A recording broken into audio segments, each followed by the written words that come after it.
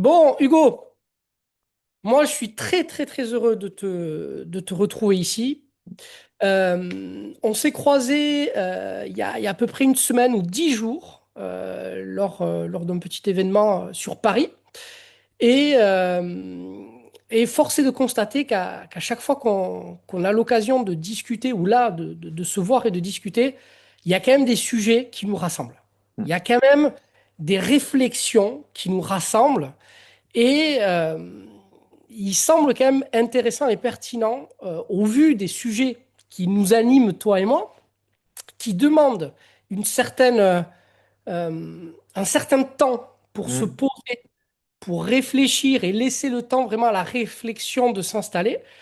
Il semble portant en fait de proposer un temps, justement, en dehors de toute autre stimulation, ou en tout cas en dehors de toute autre obligation euh, qu'elle soit temporelle, qu'elle soit, voilà, peu importe, de pouvoir créer un espace où on va pouvoir aborder ces sujets, poser des questions, Mhm. s'interroger mutuellement en fonction de nos parcours respectifs.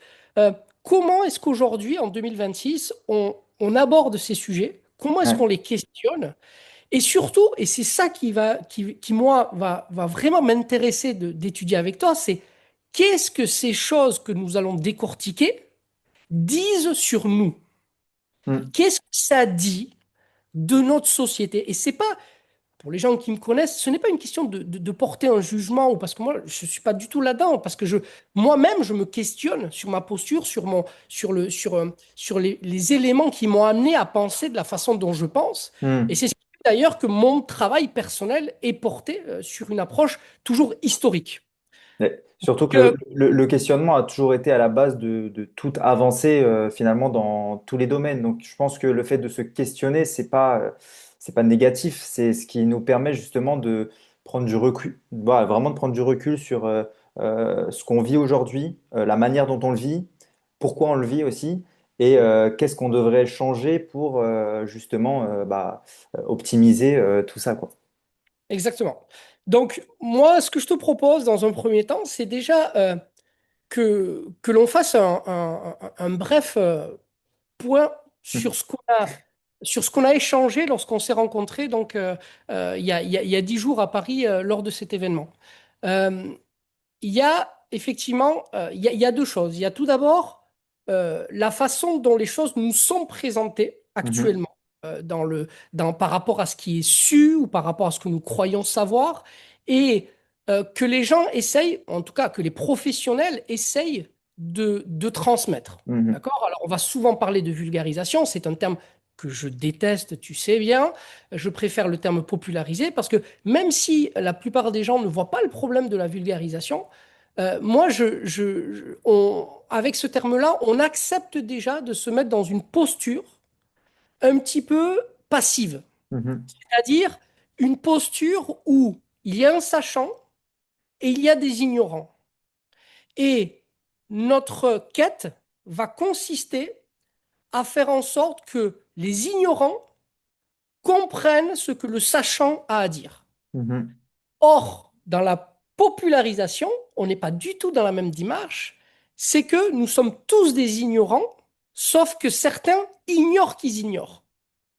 Mhm. Ce qui nous oblige, même lorsque nous sommes les personnes qui sommes là pour apprendre, eh bien, à être actifs, à ne Mhm. pas être dans cette passivité où il y a un sachant et un ignorant, et où on attend un petit peu, comme on va aller voir un film, on s'assoit et puis on absorbe un petit peu l'histoire de façon totalement passive.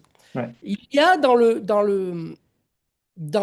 l'acte d'apprentissage et du questionnement, qui pour moi est un art. Vraiment, le Mhm. questionnement, pour moi, c'est un art.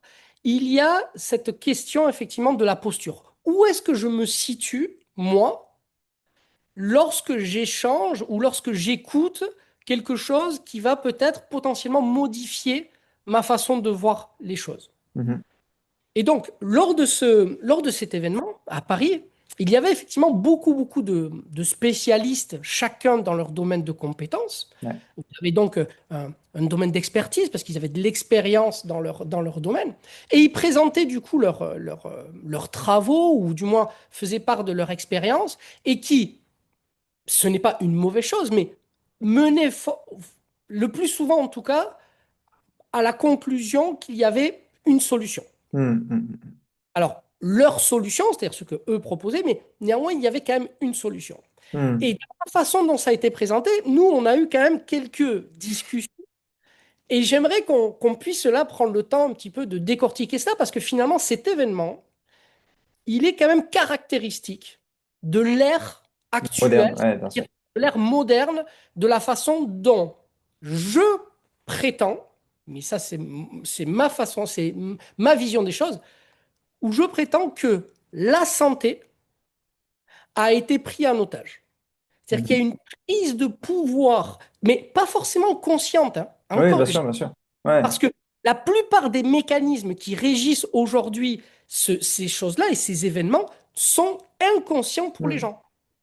Mais ça ne les rend pas moins responsables. Mais bon, Ouais, ça bien c'est un sûr. autre débat. Mais en tout cas, l'objectif pour nous, c'est de décortiquer ce qui se passe derrière ce mécanisme, parce que c'est en décortiquant ce mécanisme que l'on va pouvoir interroger beaucoup plus profondément notre posture et nos mécanismes à nous. Ouais, Ok. ouais, bien sûr. Donc, toi, personnellement, déjà, comment as-tu vécu ce week-end-là? Euh, En fait, c'est marrant parce que, tu vois, à la base, j'allais vraiment pour le coup euh, en total inconnu, c'est-à-dire que je ne savais pas qui j'allais voir, à quelle conférence j'allais assister. J'avais même pas forcément regardé le programme, quoi, tu vois. Mais je savais que c'était un événement qui allait rassembler des personnes qui m'intéressent, moi, en tout cas, dans ma position. Hmm. Donc, du coup, voilà, j'avais pas forcément d'attente particulière. Et malgré ça, j'ai été en fait, là je parle de l'aspect purement conférence, présentation qui nous ont été données pendant ces 2 jours. Bah, j'étais assez déçu du contenu, tu Mhm. vois. J'ai été assez déçu du contenu parce que en fait, même si les sujets finalement étaient tous des sujets passionnants et en fait des sujets qui nous concernent tous, et qu'il faut approfondir si on veut justement intégrer cette notion de longévité, parce que c'était aussi l'intérêt de ce salon, c'était l'hypersanté, la longévité. Mais, euh, mais vu que les sujets, en fait, ils ont été abordés justement, comme tu le dis, de manière à vulgariser des notions qui sont pourtant d'une extrême complexité. Et tu vois, du coup, j'en reviens à l'échange qu'on a eu à la suite d'une conférence en particulier, qui était assez drôle parce que du coup, c'était sur le sujet du stress.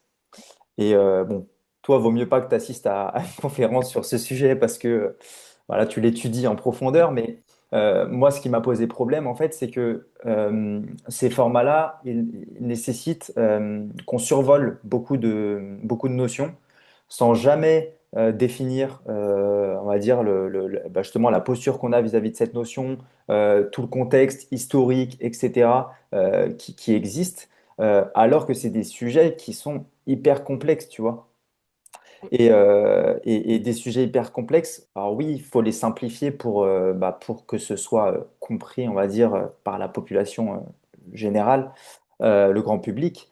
Mais, euh, mais il y a des fois, voilà, ça nécessite quand même de prendre le temps, en fait, de poser un cadre sur ce qu'on va dire. Et moi, c'est ce qui m'a posé problème sur cette conférence, et c'est pour ça qu'on en a discuté après.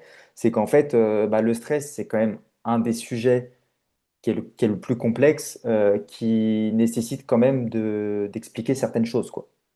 Tout à fait. Donc moi, c'est vraiment ce que j'ai retenu de ce salon qui m'a par contre permis de rencontrer plein de personnes. J'ai adoré, hein, c'était une vraie bonne expérience. Mais j'y suis pas allé pour apprendre des choses, quoi, ça c'est sûr. Ouais. Tu vois. Ouais, je te comprends tout à fait. Et il y a du coup effectivement des questions à se poser sur le prix à payer aujourd'hui pour pouvoir fonctionner tel que le système fonctionne. Je m'explique. Aujourd'hui, et tu l'as dit à demi-mot, mais le modèle sur lequel reposait en fait ce salon Mhm.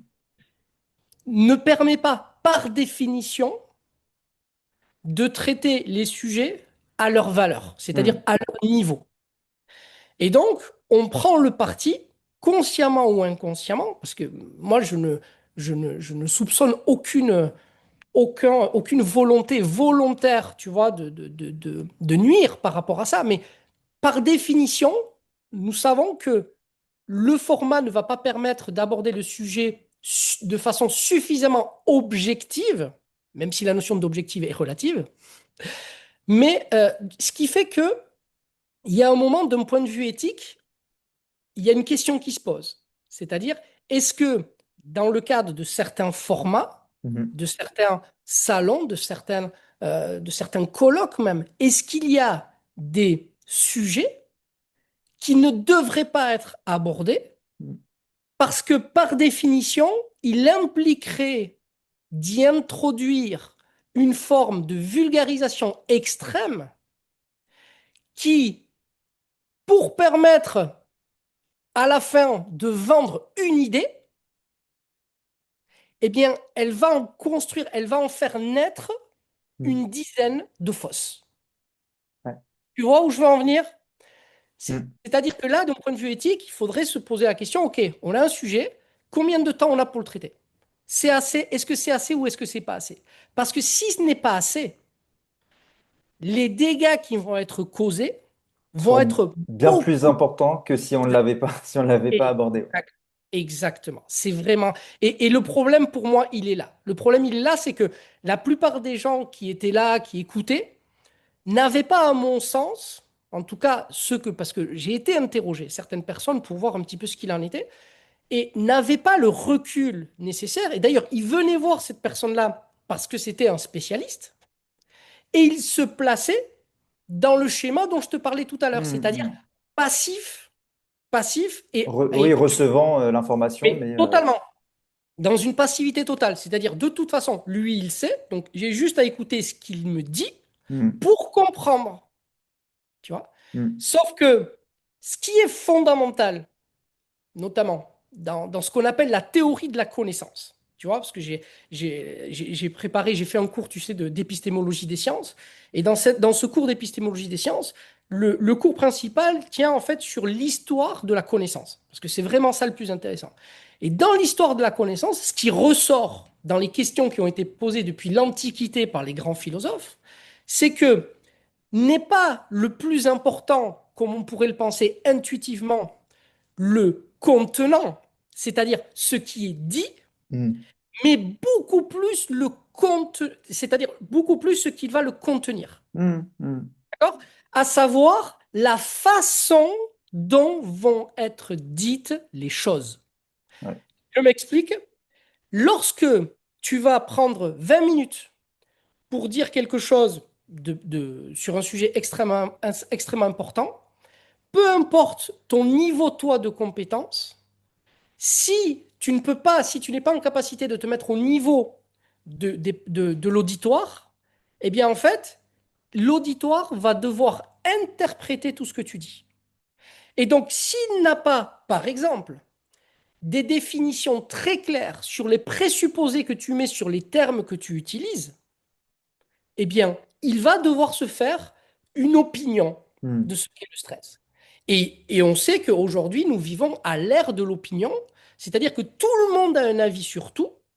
Hein, en plus, avec Instagram, avec YouTube, tout le monde parle un petit peu de tout. Et donc, on peut facilement tomber dans ce biais de se faire une opinion de quelque chose. Ce qui fait Mhm. que lorsque quelqu'un va parler de stress, mais qu'il ne prend pas le temps de définir non pas ce qu'est le stress, Mhm. mais comment lui l'envisage, et donc que son discours va être défini à partir de cette structure Mhm. du stress, eh bien, c'est le public qui va le faire. Et donc, en fonction du public, tu vas avoir autant de définitions du stress Que qu'il des y a de personnes. public, que de Mhm. personnes. Bien sûr. Exactement. Ce qui fait que dès le départ, il va y avoir une dissonance Mhm. entre ce que va vouloir dire le spécialiste, ce qu'il dit vraiment mm, et ce que les gens comprennent. mm. Or, aujourd'hui, à l'ère de l'information, ce qui semble être le plus fondamental, ce n'est pas la quantité d'informations qui est véhiculée, mais la quantité d'informations que nous sommes capables d'assimiler. Tu vois, c'est comme l'alimentation. Ouais, bien Pendant sûr, bien sûr. pendant très longtemps, Ouais. on s'est tapé la tête à se demander combien il fallait de glucides, de lipides, de protéines, les micronutriments, tati tata. Et on a fait des choses complètement absolues pour tout le monde. Et puis on s'est rendu compte, en fait, qu'on était complètement dans l'erreur, parce que ce qui compte, c'est pas les quantités que l'on consomme, mais bien ce qu'on est capable d'assimiler. Ouais, Et là, ouais, bien sûr. En fait, c'est comme tu disais, tout est une histoire de potentiel. En fait, tout est potentiel à la base. Et même la c'est ça, connaissance, même la c'est ça. transmission, à la base, c'est un potentiel. Et puis ensuite, c'est ce que tu en fais de cette connaissance, comment tu l'assimiles, comment, en fonction de ton histoire, en fonction de tes connaissances actuelles, de tes croyances, de ta posture, tu vas justement intégrer ces connaissances et les assimiler du coup vraiment en toi, quoi. Donc c'est pour ça que quand on parle aussi de potentiel, c'est que pour moi tout, bah, c'est comme les aliments, mais tout est potentiel, mais une fois, en fait, tant qu'il n'interagit pas avec l'organisme, on peut pas savoir sa fonction en fait. On peut pas connaître sa fonction. Exact. C'est exactement ça. Ce qui fait que cette démarche, elle nous rapproche en fait de la notion de singularité, Mhm. c'est-à-dire de la spécificité du vivant, du fait que nous sommes tous différents, même si nous sommes soumis au même principe. Et ça, c'est le détail qu'on oublie complètement, et ce qui fait que aujourd'hui, le modèle d'une personne qui donne un cours sur quelque chose de technique, mais à une population hétérogène, eh bien, il ne peut plus, à mon sens, par rapport à ce que l'on comprend du fonctionnement, c'est qu'il ne peut plus se permettre uniquement de dire ce qu'il a à dire, comme on faisait dans les universités, tu vois, même 17e, 18e siècle, où, et en fait, c'était aux élèves de s'adapter au discours. C'est-à-dire, c'est Mhm. à eux, et puis s'ils ne comprennent pas, eh bien, c'est leur faute. C'est parce qu'ils ne sont pas assez intelligents. Et Ouais. ça, ce mécanisme-là, c'est, c'est une façon de nier la réalité de la singularité du vivant. Mhm. C'est-à-dire, quand on considère qu'il y a un sachant et que les autres doivent apprendre et que c'est à eux de s'adapter à celui qui est censé savoir, eh bien en fait, on oublie complètement à qui on a affaire. On croit qu'on a affaire à des robots, à des machines. On oublie quelle est la particularité du vivant. Ce qui fait que aujourd'hui, ce genre de scénario où le spécialiste est quelqu'un qui est censé connaître les choses mieux que les autres n'est pas un, un indicateur suffisamment fiable Mhm. pour s'assurer qu'il est le mieux apte à le transmettre. Tu Mhm. vois, on a eu ce problème, Hugo, je pense que tu as connu la même chose. Moi, quand j'ai fini mes études d'ostéopathie, on m'a proposé d'être enseignant dans une école. Et si tu veux, moi, au début, j'ai refusé. Après, j'ai accepté bien plus tard, mais au début, j'ai refusé. J'ai refusé parce que je fais partie d'une génération qui a eu la chance d'arriver encore dans une période où il y avait une majorité d'anciens. C'est-à-dire des gens qui avaient 40, au moins 30 ans d'expérience dans le cadre de l'ostéopathie et qui même travaillaient encore alors qu'ils étaient en âge de la retraite. Hein, Mhm. d'accord? Qui avaient vraiment beaucoup d'expérience. Et j'ai connu petit à petit ce changement où l'âge moyen des enseignants s'est rajeuni, mais de façon drastique, mais vraiment drastique. Donc, on ne mettra pas en perspective les enjeux économiques et compagnie. Moi, ce qui m'intéresse, c'est les conséquences. Mhm. Ce n'est pas parce que une personne a eu de très bonnes notes, qui devient major de promo et qui a été capable de répondre à des critères de réussite très spécifiques, et donc avoir une bonne note aux examens, qu'il est lui-même dans les meilleures conditions pour pouvoir transmettre. La Mhm. transmission, c'est encore une fois, c'est un art pour moi. Je suis d'accord. Et c'est un art qui ne peut pas se maîtriser à coup d'accumulation de savoir. Mhm. Il y a une expérience qui est nécessaire. Et d'ailleurs, je me souviens, et j'adorais ça, parce que plus les personnes avaient d'expérience dans mes enseignants, Mhm. plus leur enseignement sortait du cours. Mhm. Ouais. Tu vois ce que je veux dire? Ils suivaient pas le petit A, petit B, petit C. Parce que leur, la richesse de leur expérience prédominait Mhm. sur la théorie qui se crachait très vite à ce qu'ils vivaient réellement. Ouais, bien sûr. Tu comprends? Mhm. Donc, en fait, et c'était là où c'était fascinant, parce que du coup, moi, ils m'ont permis de gagner des années, parce que tout en rendant aussi important la théorie, Mhm. ils arrivaient à en décrire les limites. Or, aujourd'hui, tu vas comprendre pourquoi je dis ça. Or, Mhm. aujourd'hui, quand on écoute les spécialistes, les plus grosses difficultés qu'on retrouve dans leur façon d'exprimer ce qu'ils disent, c'est qu'on a l'impression qu'ils sont dans une approche un peu absolue. Et à les écouter, ils ont trouvé la solution finale. Tu vois, Mhm. on a l'impression que il y a un problème qui parle à tout le monde, et eux, ils ont trouvé la solution. Et alors, je vais te donner juste un dernier petit détail, et je vais te laisser rebondir là-dessus, mais au sein de mon académie, donc tu sais que donc j'ai une académie, hein, Homéorésie et principes du vivant, on m'a souvent posé la question de savoir, ok, mais du coup, pour toi, comment est-ce qu'on peut évaluer la crédibilité ou le niveau de compétence d'une personne? Si on ne peut pas simplement, avec ce que je viens de dire, si on ne peut pas uniquement s'attacher à ses diplômes, à ce que disent les gens de lui, Mhm. au paraître, tu vois, quel est le critère pour toi qui prédomine tous les autres? Eh bien, il y Mhm. a un critère pour moi. Un critère, mais qui est très, très net. Et ce critère, c'est la capacité de la personne à décrire et à définir clairement les limites de son modèle. Mhm. C'est-à-dire, une personne pour moi qui a suffisamment travaillé dans son domaine, c'est une personne qui a suffisamment de recul pour comprendre l'entièreté des rouages qui se jouent dedans. Et donc, forcément, au bout d'un moment, quand tu as vraiment exploité et exploré le sujet, eh bien, tu tombes forcément sur des limites. C'est comme ça qu'avance l'histoire des sciences. Un Mhm. modèle remplace un autre, et ainsi de suite. Sinon, on s'enferme dans un dogme. Eh bien, si une personne est arrivée à un niveau où elle est capable de dire, OK, moi, mon modèle, il fonctionne comme ça, par contre, il y a telle limite, et telle limite, et telle limite, c'est qu'elle a fait le tour de son modèle et qu'elle a suffisamment questionné Mhm. pour se rendre compte des limites que présentait son modèle. Si une personne, aussi gradée soit-elle, lorsqu'elle m'expose sa théorie ou son domaine de compétence, elle n'est pas capable de me décrire clairement, les limites de son approche, je m'en méfie. Parce Mhm. que on est beaucoup plus proche inconsciemment d'une forme de dogmatisme, et donc on n'est plus du tout dans la science, hein. Rappelle-toi de la réfutabilité de Thomas Kuhn.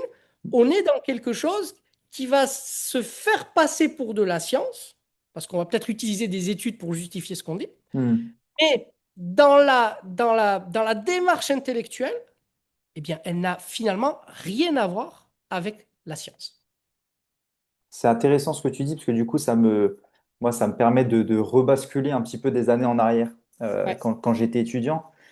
Et alors moi, c'est pareil, moi, j'avais deux générations de professeurs, tu vois, j'avais enfin, peut-être comme toi, je sais pas, mais en tout cas, j'avais on va dire les jeunes praticiens, ça faisait allez, 5-10 ans ouais, qui pratiquaient, et j'avais les pères, les papis même de l'ostéopathie qui ont été formés, tu vois, en Angleterre, dans les premières écoles.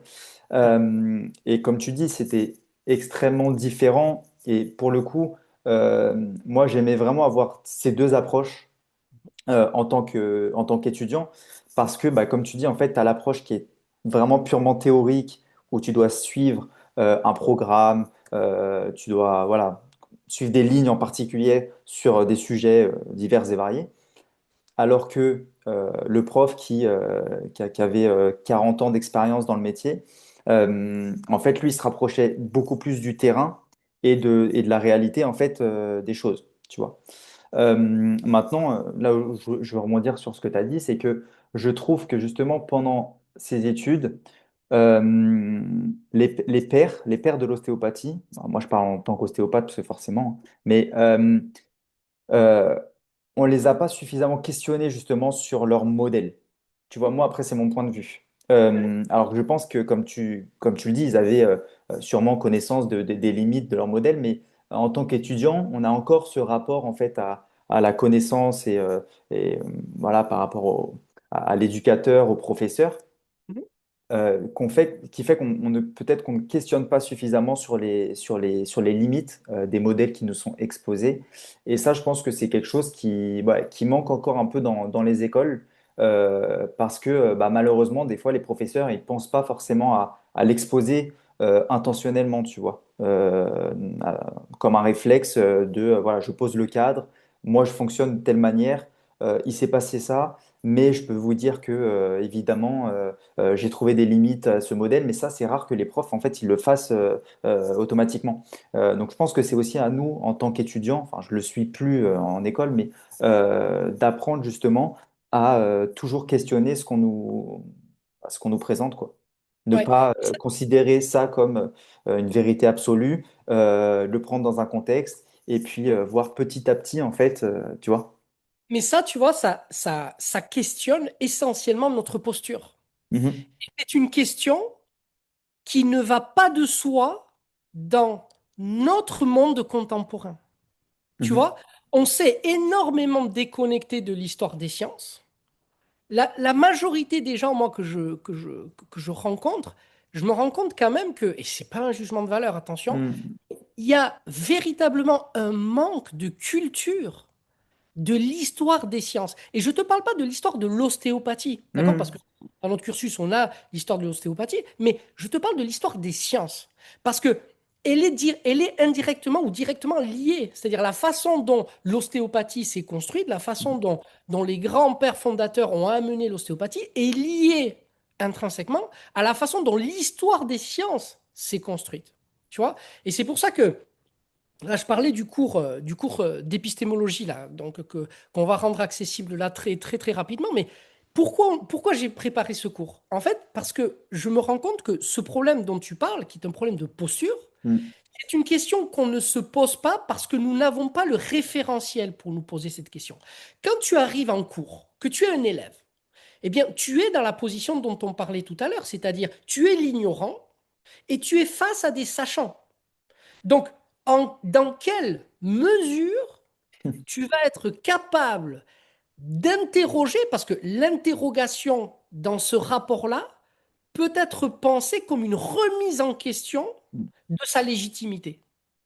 C'est-à-dire que si moi, étudiant, je demande à un professeur de m'expliquer, de me parler, mhm, de questionner les limites de son approche, eh bien, dans la façon dont nous voyons les choses dans notre société actuelle, ça ne va pas être accueilli comme une démarche de réflexion ou mhm. même comme une forme de maïotique, par exemple, tu vois, mais ça va être pris comme Une une tentative, provocation, une certaine une tentative de provocation, provocation. Ouais. exactement, une provocation, comme une tentative de mise en perspective ou de relativiser la légitimité de l'enseignant. Alors que pas du tout. Donc, Mhm, rends-toi bien compte déjà qu'il n'y a pas le cadre, en fait, aujourd'hui pour permettre cela.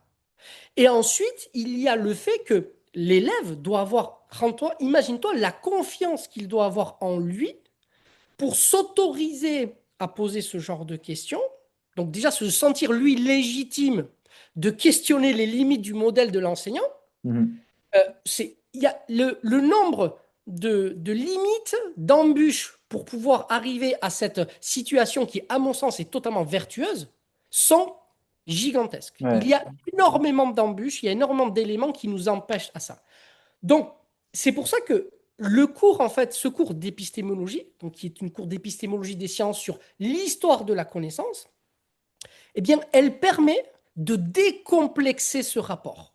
Que ce soit pour les gens qui sont enseignants, Mm. pour avoir un autre regard sur leurs élèves, mais que pour que les élèves adoptent une posture beaucoup plus active, parce que avec ce cours-là, ils prennent conscience des responsabilités qu'ils ont.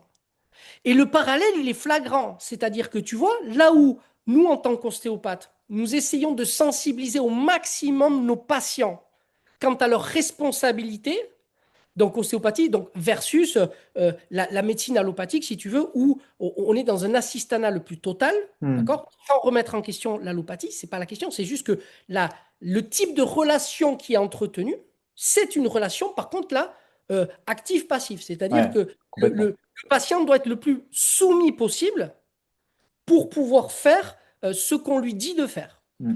Et nous, en ostéopathie, nous avons une approche qui est différente. Je ne vais pas dire qu'elle est mieux ou pas mieux, elle est juste différente. Et elle a pour vocation, effectivement, de beaucoup plus sensibiliser le patient sur ses responsabilités, parce que Mm. nous, en tant que thérapeute ostéopathe, nous nous appuyons sur les mécanismes d'autorégulation qui sont la clé de sa santé. Mm. Donc, et donc, cette vision que l'on a du patient, eh bien, l'idée avec cette approche épistémologique, c'est de la transférer à la population en général. C'est-à-dire aux gens qui sont étudiants, évidemment, parce qu'ils sont dans un rapport d'apprentissage, mais plus généralement, Hugo, nous Mm. sommes tous, tous Concerné? des Bien sûr. étudiants, des élèves de la vie, tous, même Bien si on ne va sûr. pas dans une école. Et donc, ce cours donc, d'épistémologie, de la théorie de la connaissance, est là pour vocation déjà de nous décomplexer, de Mm. nous rendre compte que nous apprenons malgré nous et qu'aujourd'hui, nous sommes notre propre barrière, notre propre frein à l'apprentissage et vraiment au développement des connaissances, non pas, et c'est ça qui est important dans ce cours-là, c'est non pas parce que nous ne sommes pas suffisamment intelligents ou que nous n'avons pas les capacités, c'est simplement parce que nous ignorons les règles du jeu et nous ignorons l'ensemble des biais, notamment cognitifs, qui nous pilotent et donc qui nous dirigent Mm. dans les modalités d'apprentissage. Et donc, dans cet historique, tu vois, de la théorie de la connaissance, Ouais. on voit comment depuis l'Antiquité, les philosophes et les scientifiques ont questionné le savoir pour identifier la totalité, en tout cas, c'était l'ambition, mais en tout cas, identifier une grande partie de ces embûches qu'il y a entre l'être Mm. et le savoir. Parce que tu sais que nous, on a intuitivement, encore une fois, le monde dans lequel nous vivons, on nous fait croire que l'accès au savoir et à la connaissance, elle est directe. C'est-à-dire qu'il suffit d'apprendre quelque chose pour Mm. le connaître. Mm. Or, ce que nous apprend l'histoire des sciences, c'est que c'est totalement faux. Il y a un nombre d'embûches infini entre nous et la connaissance. Et il ne suffit pas d'expérimenter quelque chose pour être dans une connaissance, parce qu'on peut expérimenter sans rien connaître du tout. Mm. Par contre, le fait d'identifier toutes les embûches qu'il y a entre nous et la connaissance permet Ouais. véritablement, nous, de nous mettre dans une position active. Ah oui, j'ai repéré. Tu vois, je suis obligé d'être attentif, d'être Mm. vigilant à tous ces mécanismes-là. Et c'est pour ça d'ailleurs que tous les biais cognitifs, tu vois, issus des neurosciences qui ont eu beaucoup de succès ces 15 dernières années, ont éclos. Ouais. C'est une conséquence de cette analyse épistémologique de l'histoire des sciences.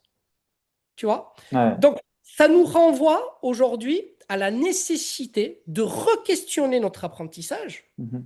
mais surtout, de re-questionner notre posture. Ouais, c'est Parce ça. que c'est elle qui est la clé. C'est nous, comment on se comporte, dans quel flot, dans quelle énergie est-ce que nous sommes Mm. au moment où nous décidons d'entreprendre un apprentissage. Et, Et ça, et tu vois, tu parlais justement de la posture de l'étudiant, en tout cas de l'apprenant. ouais. Mais je trouve que même cette formation, en tout cas cette manière dont tu as, en tout cas à l'académie, d'avancer ces propos-là, c'est aussi pour moi d'autant plus intéressant pour la personne aussi qui a la posture de l'enseignant. Et bien sûr, Parce Bien que sûr, lui, parce que ça va complètement modifier en fait la manière dont il va amener les choses, dont il va vouloir le transmettre justement. Et du coup, en fait, sa posture en elle-même va changer en fait. exactement. Et la clé, si tu veux, là où tout était séparé, tu sais, jusqu'à présent, là, depuis Descartes, on a, au Mm, travers de ce réductionniste qui nous a amené tellement de belles choses, mais elle a aussi fait du mal parce qu'on n'a pas fait le travail nécessaire derrière, on a tout séparé. Et ce qu'on voit donc dans ce cours sur l'épistémologie des sciences, c'est que cette déstructuration, elle a emporté avec elle l'essence de l'apprentissage. Je m'explique. Je m'explique. On nous a fait croire, effectivement, qu'en décortiquant, en séparant les choses, on pouvait mieux les comprendre. Certes, c'est vrai, dans une certaine mesure, c'est-à-dire dans la mesure où ces éléments restent séparés. Sauf que les choses dans notre monde ne vivent pas séparées. mm, D'accord? Donc, aujourd'hui, on garde inconsciemment, parce qu'on ignore l'histoire des sciences, ce sur quoi on revient dans ce cours, c'est que on garde le fait qu'il y a d'un côté le sachant et de notre côté l'apprenant. Alors que ce qu'on voit, c'est que le processus d'apprentissage qui va passer d'un statut d'information à savoir et mhm, de savoir à connaissance, eh bien, il va être indexé à la corrélation qu'il va y avoir dans la qualité de rapport entre le sachant et celui qui apprend. C'est-à-dire que plus le sachant est déconnecté et mm, loin de l'apprenant, d'accord, mm, moins il va y avoir de choses apprises. Plus le sachant va se mettre dans une espèce de communion avec ses apprenants, c'est-à-dire il va se connecter, il va se calibrer à leur fréquence, il va aller même les pêcher, les chercher dans un moment de doute, il va aller les, tu vois, il va faire un mm, avec ses élèves, eh bien ça, c'est ce qui va créer la structure, qui va créer la qualité de ce qui va être appris. mm, C'est ça qui va permettre de développer ce qu'on appelle la connaissance humaine. Tout le reste, ça va être des fragments d'un monde presque virtuel, parce que ce sont des choses que l'on va interpréter, mais qui n'existent que lorsque les choses sont séparées. Tu mm. vois, à l'image des gens qui utilisent des articles scientifiques pour faire des généralités, Ouais. alors que les articles scientifiques sont souvent tirés d'événements et de protocoles de laboratoire Isolé qui, du. voilà, qui créent des situations totalement isolées, d'accord, et qui n'ont rien à voir avec la réalité. Et donc, même ce travail aujourd'hui, il n'est pas forcément fait parce que on ne peut pas prendre les cas cliniques ou les études scientifiques telles qu'elles sont. Il faut les prendre pour ce qu'ils sont Mm, exactement, c'est-à-dire on observe une tendance, mais dans des conditions initiales très spécifiques de laboratoire. Donc, mm. ça ne veut pas dire que ces résultats-là donc, veulent dire comment est-ce que ça fonctionne dans le corps humain. Ça doit simplement nous aiguiller Ouais, c'est ça. la façon dont nous devons questionner le vivant. Mm, Et or, ce palier, il a disparu. mm, On est passé aujourd'hui des études et des résultats de laboratoire à des gens qui, sur Insta ou ailleurs, les reprennent pour argumenter ou pour justifier leur méthode ou leur protocole. Mais c'est pas du tout de la science. Et du coup, c'est ce qui fait que nous faisons dire tout et n'importe quoi aux articles scientifiques. ouais, bien Parce que sûr. Mm. ce n'est pas du tout ce que disent ces articles-là.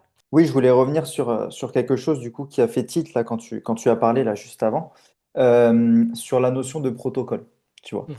Et c'est ce qu'on aujourd'hui, en tout cas dans notre époque moderne, euh, si favorisé par justement les contenus aujourd'hui un peu, tu vois, j'ai la solution, regardez comment on traite telle ou telle chose, etc.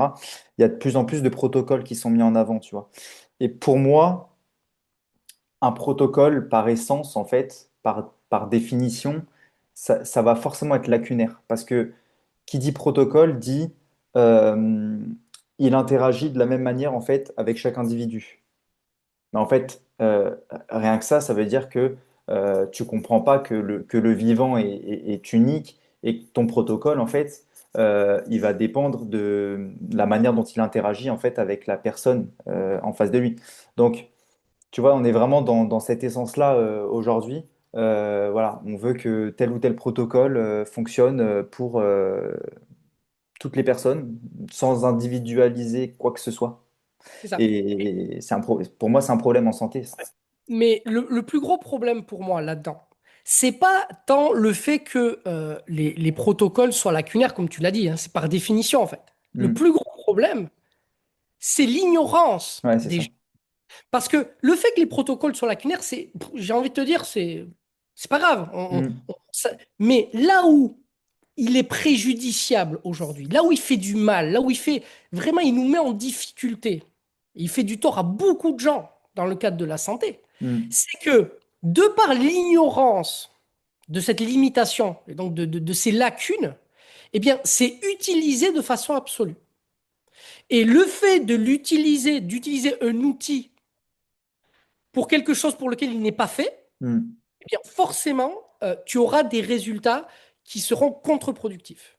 Et un protocole, par définition, effectivement, c'est lacunaire, mais ça montre bien que la plupart des personnes qui les utilisent ou la plupart des personnes qui les développent ne se sont même pas interrogées Hmm. sur le statut d'un protocole.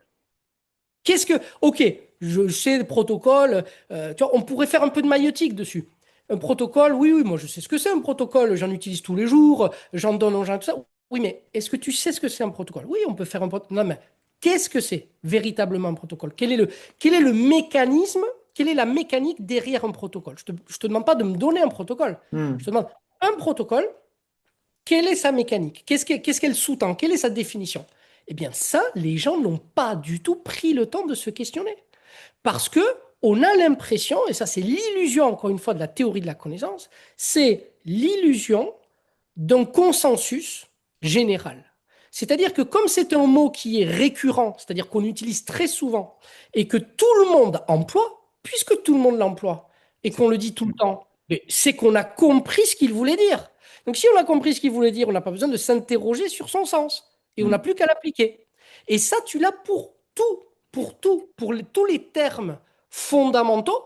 Tu vois, par exemple, moi, au sein de l'académie, dans le module, par exemple, sur l'hormèse, je reviens sur la définition de trois termes qui sont utilisés, qui rassemblent un petit peu, si tu veux, dans le cadre de l'approche médicale, aujourd'hui, l'intégralité de nos concepts, Mhm. pour redéfinir et pour essayer de comprendre ce qu'on croit avoir compris sur ces termes-là. Ces termes-là, c'est l'énergie, Mhm. la matière et l'information. Ok. Et il y a trois énormes chapitres que sur ces mots-là pour comprendre qu'est-ce que ça veut dire vraiment. Donc tu as l'énergie, qu'est-ce que c'est? Ouais. Vraiment, qu'est-ce que c'est? Pas, Hmm. tu vois, qu'est-ce que c'est? Et ensuite, de quoi parle-t-on quand on parle d'énergie dans le vivant? Quelle est la différence? Hmm. Ensuite, pareil pour la matière. Qu'est-ce que c'est que la matière? Et là, il y a beaucoup de gens qui sont tombés des nues parce qu'ils pensaient que la matière, c'est tellement quelque chose de commun, la matière. Tu vois? Hmm. Ils savent pas que c'est l'un des éléments les plus difficiles à définir aujourd'hui. Nous n'arrivons pas à le définir clairement. Il n'y a pas de consensus. Et donc, une fois qu'on a compris pourquoi et comment, que veut dire, que parle-t-on, que voulons-nous dire quand nous parlons de matière dans le vivant? Hmm. Et la même chose pour l'information. Et là, tu te rends compte que tu n'es plus du tout dans le même monde que celui dans lequel tu croyais être, et que par ignorance, et donc par négligence, eh bien, on a accepté de s'emprisonner dans un monde totalement virtuel, Ouais. où la matière, l'énergie et l'information qui régissent les principes de notre univers n'étaient absolument pas compris, et donc on s'est construit un univers avec nos propres Avec des règles, lacunes. Ouais, complètement. avec toutes les lacunes qui vont ensemble. Tu Ouais. vois. Donc, le protocole fait partie de ces conséquences Hmm. de ce manque de rigueur sur l'interrogation non seulement des mots, mais aussi des concepts qu'on manipule. Hmm. Parce que le protocole, il vient après. C'est quand tu crois avoir compris quelque chose que tu mets en place des protocoles. Bien sûr. Donc, le problème en soi, c'est pas le protocole. Le protocole, c'est l'arbre qui cache la forêt. Mais le fait que même une fois que tu as le protocole, les gens ne l'utilisent pas comme ils devraient, Mm. n'est qu'un symptôme supplémentaire de la chaîne de causalité dans l'ignorance qu'il y a dans l'apprentissage. Mm. Et ça, en plus, ce qui est dingue, c'est que ça touche tous tous les sujets, en fait. Ça touche tous Oui, les sujets parce que et tu vois, même moi, je me souviens que en ostéo, à l'école, il y avait des profs qui nous présentaient des protocoles pour, je sais pas, telle ou telle pathologie, oui, telle ou telle douleur, etc., telle ou telle souffrance. Et ils te disent, alors ça, voilà, moi, c'est le protocole que j'ai créé quand il y a un patient qui vient avec telle ou telle douleur, je fais ça, ça, ça, ça, ça. Mais en fait, là, du coup, tu t'éloignes complètement de ce qui est l'essence même de l'ostéopathie, quoi. ah ben complètement. Ah ben, alors là, on est pas, on n'y est même plus. On n'y est même plus. Là, en fait, Pardon. tu es même Alors plus. pardon, mais là, si on veut respecter les préceptes de style, on n'y est Hmm. plus. Là, parce que par principe, dans un protocole, tu fais disparaître la singularité. Mais bien sûr. Et ce qui fait la spécificité des mécanismes d'autorégulation, c'est la singularité. Hmm. Donc, par définition, à partir du moment où tu es dans un protocole, tu n'es plus dans, dans l'acceptation, si tu veux, de toute la complexité du vivant. Hmm. Tu choisis délibérément de faire du réductionnisme et de De la t'appuyer simplification aussi, de la simplification à outrance, à et outrance. donc de vulgariser le vivant, si tu veux. Hmm. Ouais, c'est ça. Voilà. Et c'est pour ça qu'au départ, je te disais que moi, mon problème, c'est pas les protocoles, parce que s'ils étaient utilisés en conscience, avec Hmm. tout ce dont on vient de parler, eh bien, dans certaines mesures, ils pourraient être extrêmement pertinents, Bien sûr, bien sûr. extrêmement efficaces. Le problème aujourd'hui, c'est qu'ils sont utilisés de façon totalement inconsciente, Hmm. et donc, on fait souvent plus de mal que de bien. Hmm. Ouais, bien sûr, bien sûr. Ah non, ça C'est c'est. une question de posture. Ouais. Où est-ce qu'on se situe, nous, en tant qu'individus, dans notre rapport à ces concepts?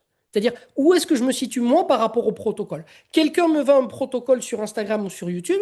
Hmm. Où est-ce que moi, je me situe? Quel est mon niveau d'action? Quel est mon niveau d'acceptation? Quel est mon niveau d'implication? Qu'est-ce que je projette là-dedans?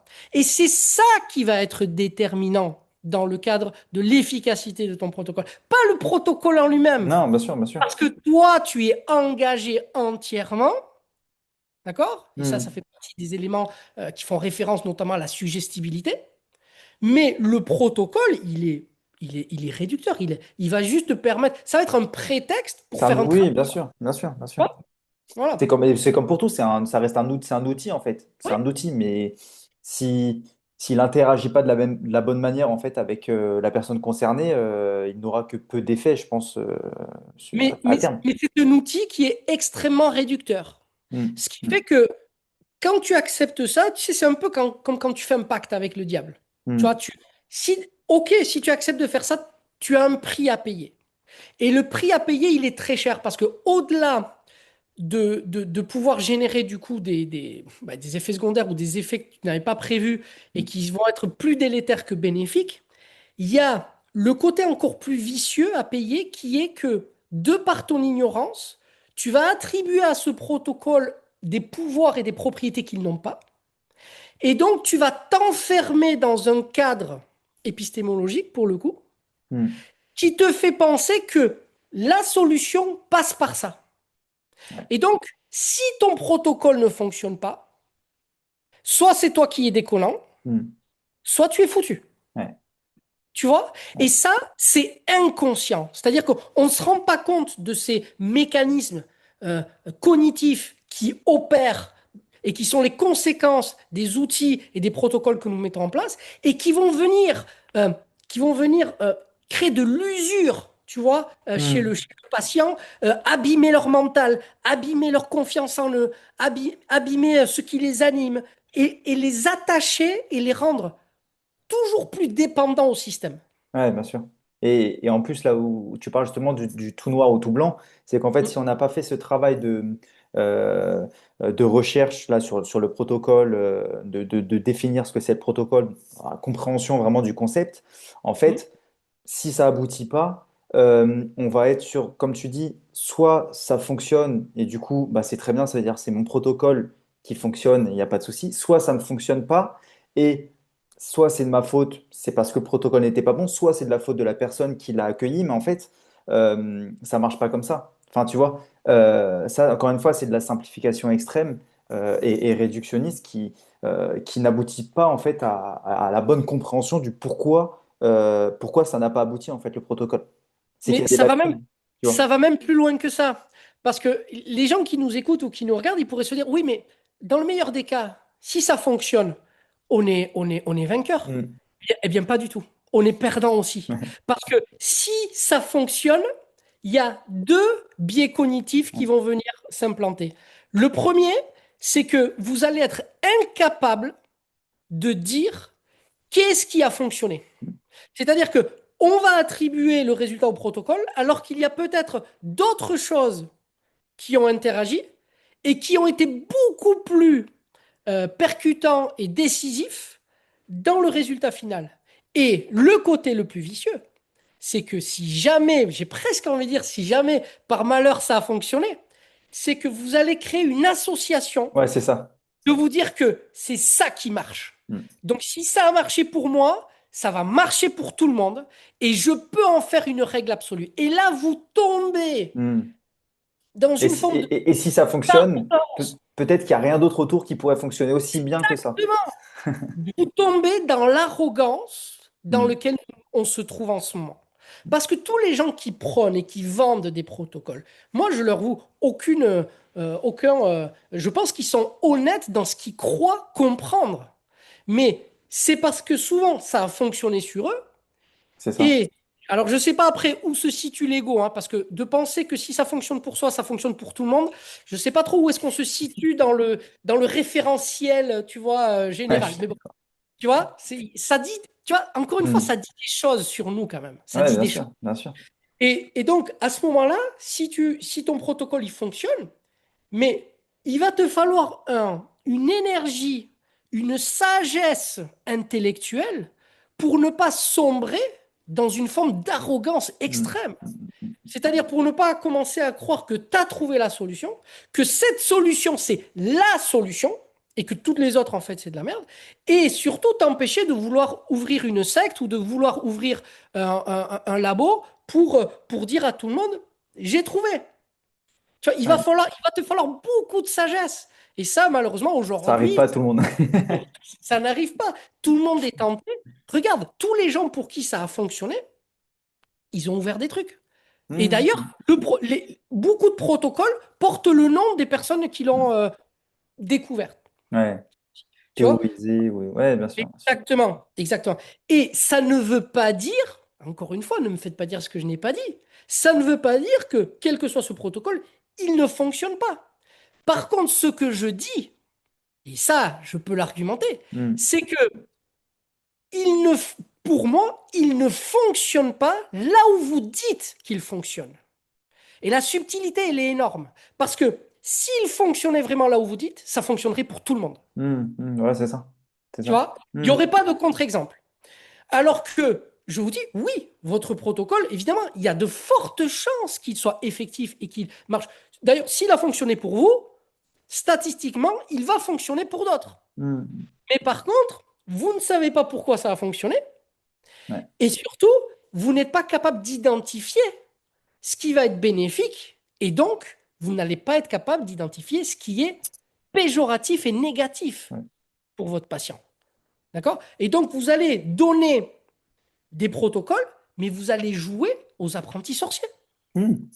Parce que sous prétexte qu'il y a une chose qui a fonctionné pour vous, vous ne prenez pas la mesure des risques que vous faites prendre dans le déséquilibre que cela va créer Mm. chez 100, 1000 ou je ne sais pas combien de personnes seront mobilisées pour ça. Mm. Ouais. Non, ça, c'est des sujets qui sont intéressants, mais et comme tu dis, je pense que le plus important, c'est non pas la création de protocoles, c'est de savoir en fait que les limites qu'on a en fait à établir ce genre Tu bah, te rappelles ce que je te disais tout à l'heure de ce que je donne moi comme critère de validité aux personnes mhm. qui sont soit des spécialistes ou qui sont... Mon critère, et le critère que je transmets au sein de l'académie, c'est celui-là. Ouais, bien C'est sûr. le critère de l'identification des limites des Hmm. modèles. Hmm. Si tu es capable de me vendre un protocole, mais que tu es capable de me le vendre en me donnant les limites, Mhm. Ouais, bien sûr. moi, Oui, je vais te faire plus confiance bien sûr. qu'une personne qui va me vendre le truc en me vendant du rêve. Hmm. Le Et, problème, c'est qu'aujourd'hui, les gens ont besoin de rêver.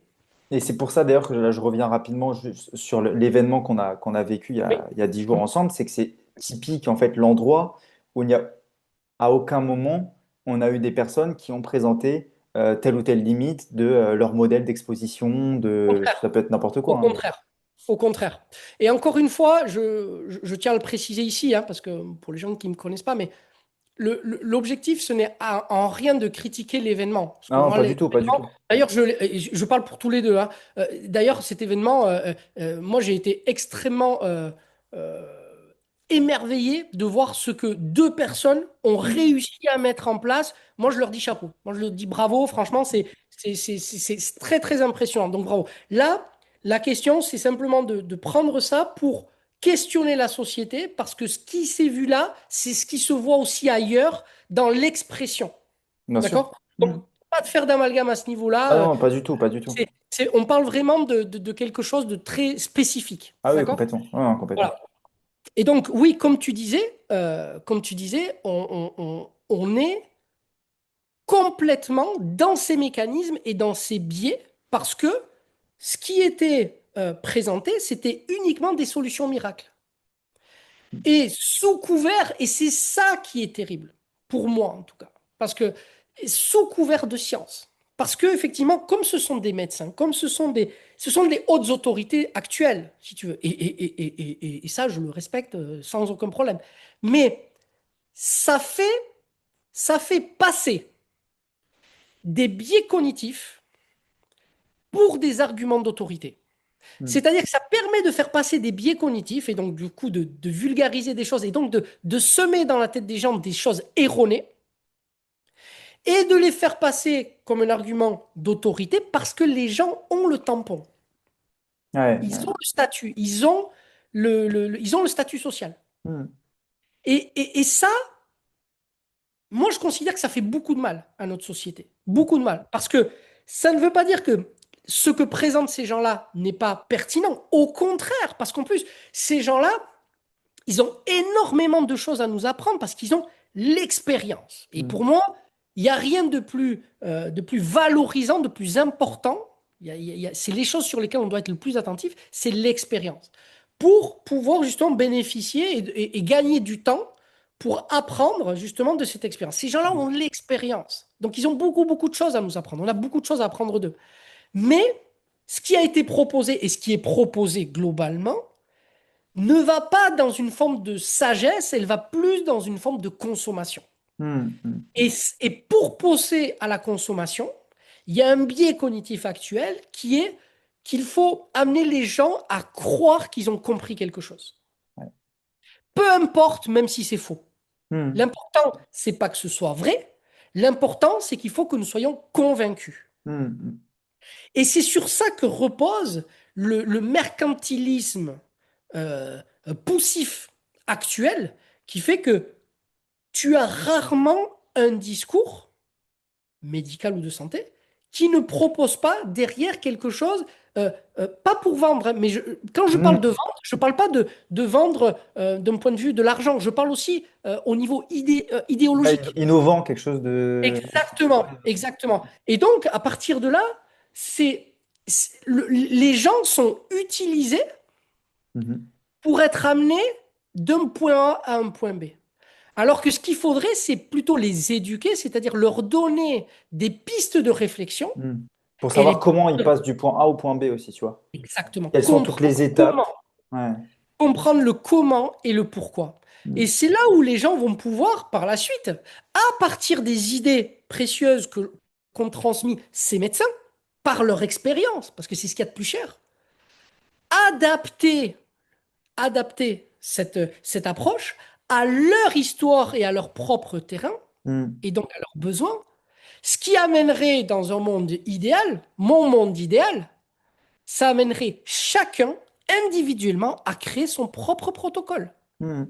Ouais, complètement. Ouais. Tu vois. Hmm. Et le fait d'être capable de créer son protocole après avoir compris des choses, mais c'est qu'en fait, tu as vraiment Tu as cheminé. vraiment... Ouais, bien sûr, bien sûr. Plus ton protocole se rapproche de celui du professeur, moins tu as cheminé. Ouais.